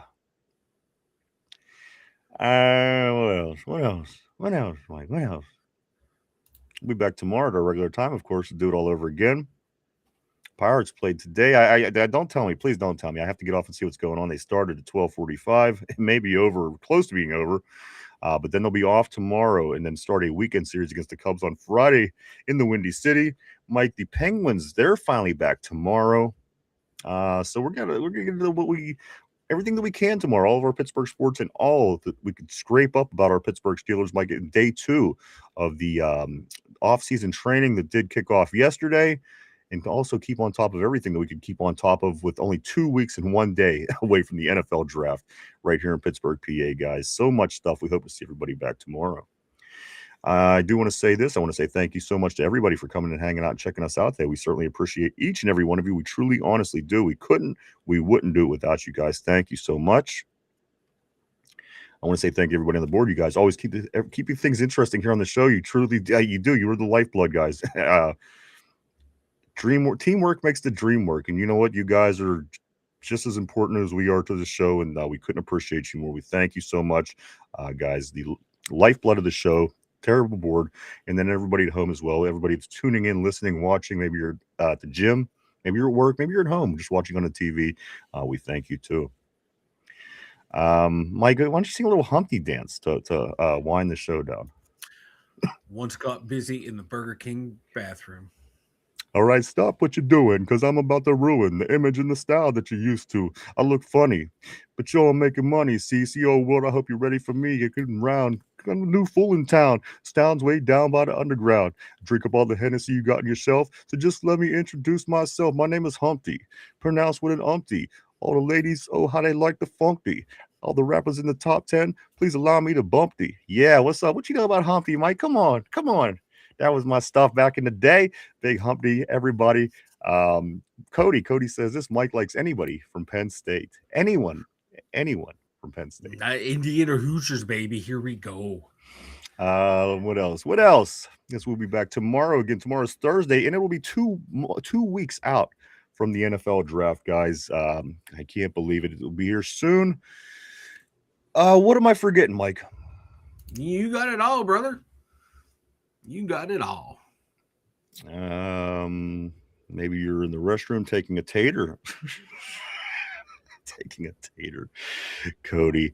Again, anything, guys, before we do roll, wrapping up, Mike, this is episode 943. The end of next week will be at 950, just 50 shows away from the big 1000. Coming up this summer, right around the same time as the 5-year anniversary. As a matter of fact, Mike, if we don't miss any more days, and there's a little bit of a wiggle, there is a little bit of wiggle room, but if we didn't miss any more days, it's going to put us like almost exactly at the 5-year mark when we hit that 1,000 shows. It's truly fascinating. It really is. And again, there is a little wiggle room just in case anything comes up, somebody gets sick, there's issues with computers or whatever. But it's all going to kind of land us right around that same time. So very excited about that, as we do have a lot of big things coming up this summer for the big 1000 show. Maybe I'll sing my whole Humpty. I'll do my whole Humpty number at the show. But we do have a lot of things, guys, coming up for that. Cannot wait. Things are moving along. Mike, we were halfway between the last game in the playoffs and the first game in the preseason. Smack dab in the middle, our Pittsburgh Steelers. So much stuff going on with this team, and it's looking good, I got to admit. So we'll keep on top of everything. We'll be back tomorrow at our regular time to do it all over again. We hope to see everybody then. Mike, anything else? Speak now or forever hold your peace. All right, guys, I want to thank you so much again. Hope to see everybody tomorrow. Hope everybody has a safe hump day. And you know what? I can't, Mike, I can't leave without doing this. No, I said hump everything. What? Too much. And we thank you so much, guys. We are family, even though Tater's a freak, is what Tortilla is saying. I agree. I couldn't agree more. You guys are the best. We thank you so much. We love you guys. Have a great hump day. Whatever that means to you. Have yourself a great hump day. Thanks, guys. Ryan even has the voice down. Thank you, John. Everybody, we want to thank you so much. Have a great, safe day. We'll see everybody tomorrow at our regular time for Derpy, for Chop, for RB, for Finch, for Mike, myself, the two Dum Yinzers. Everybody have a great Wednesday. Sorry, we'll see you tomorrow. Bye-bye.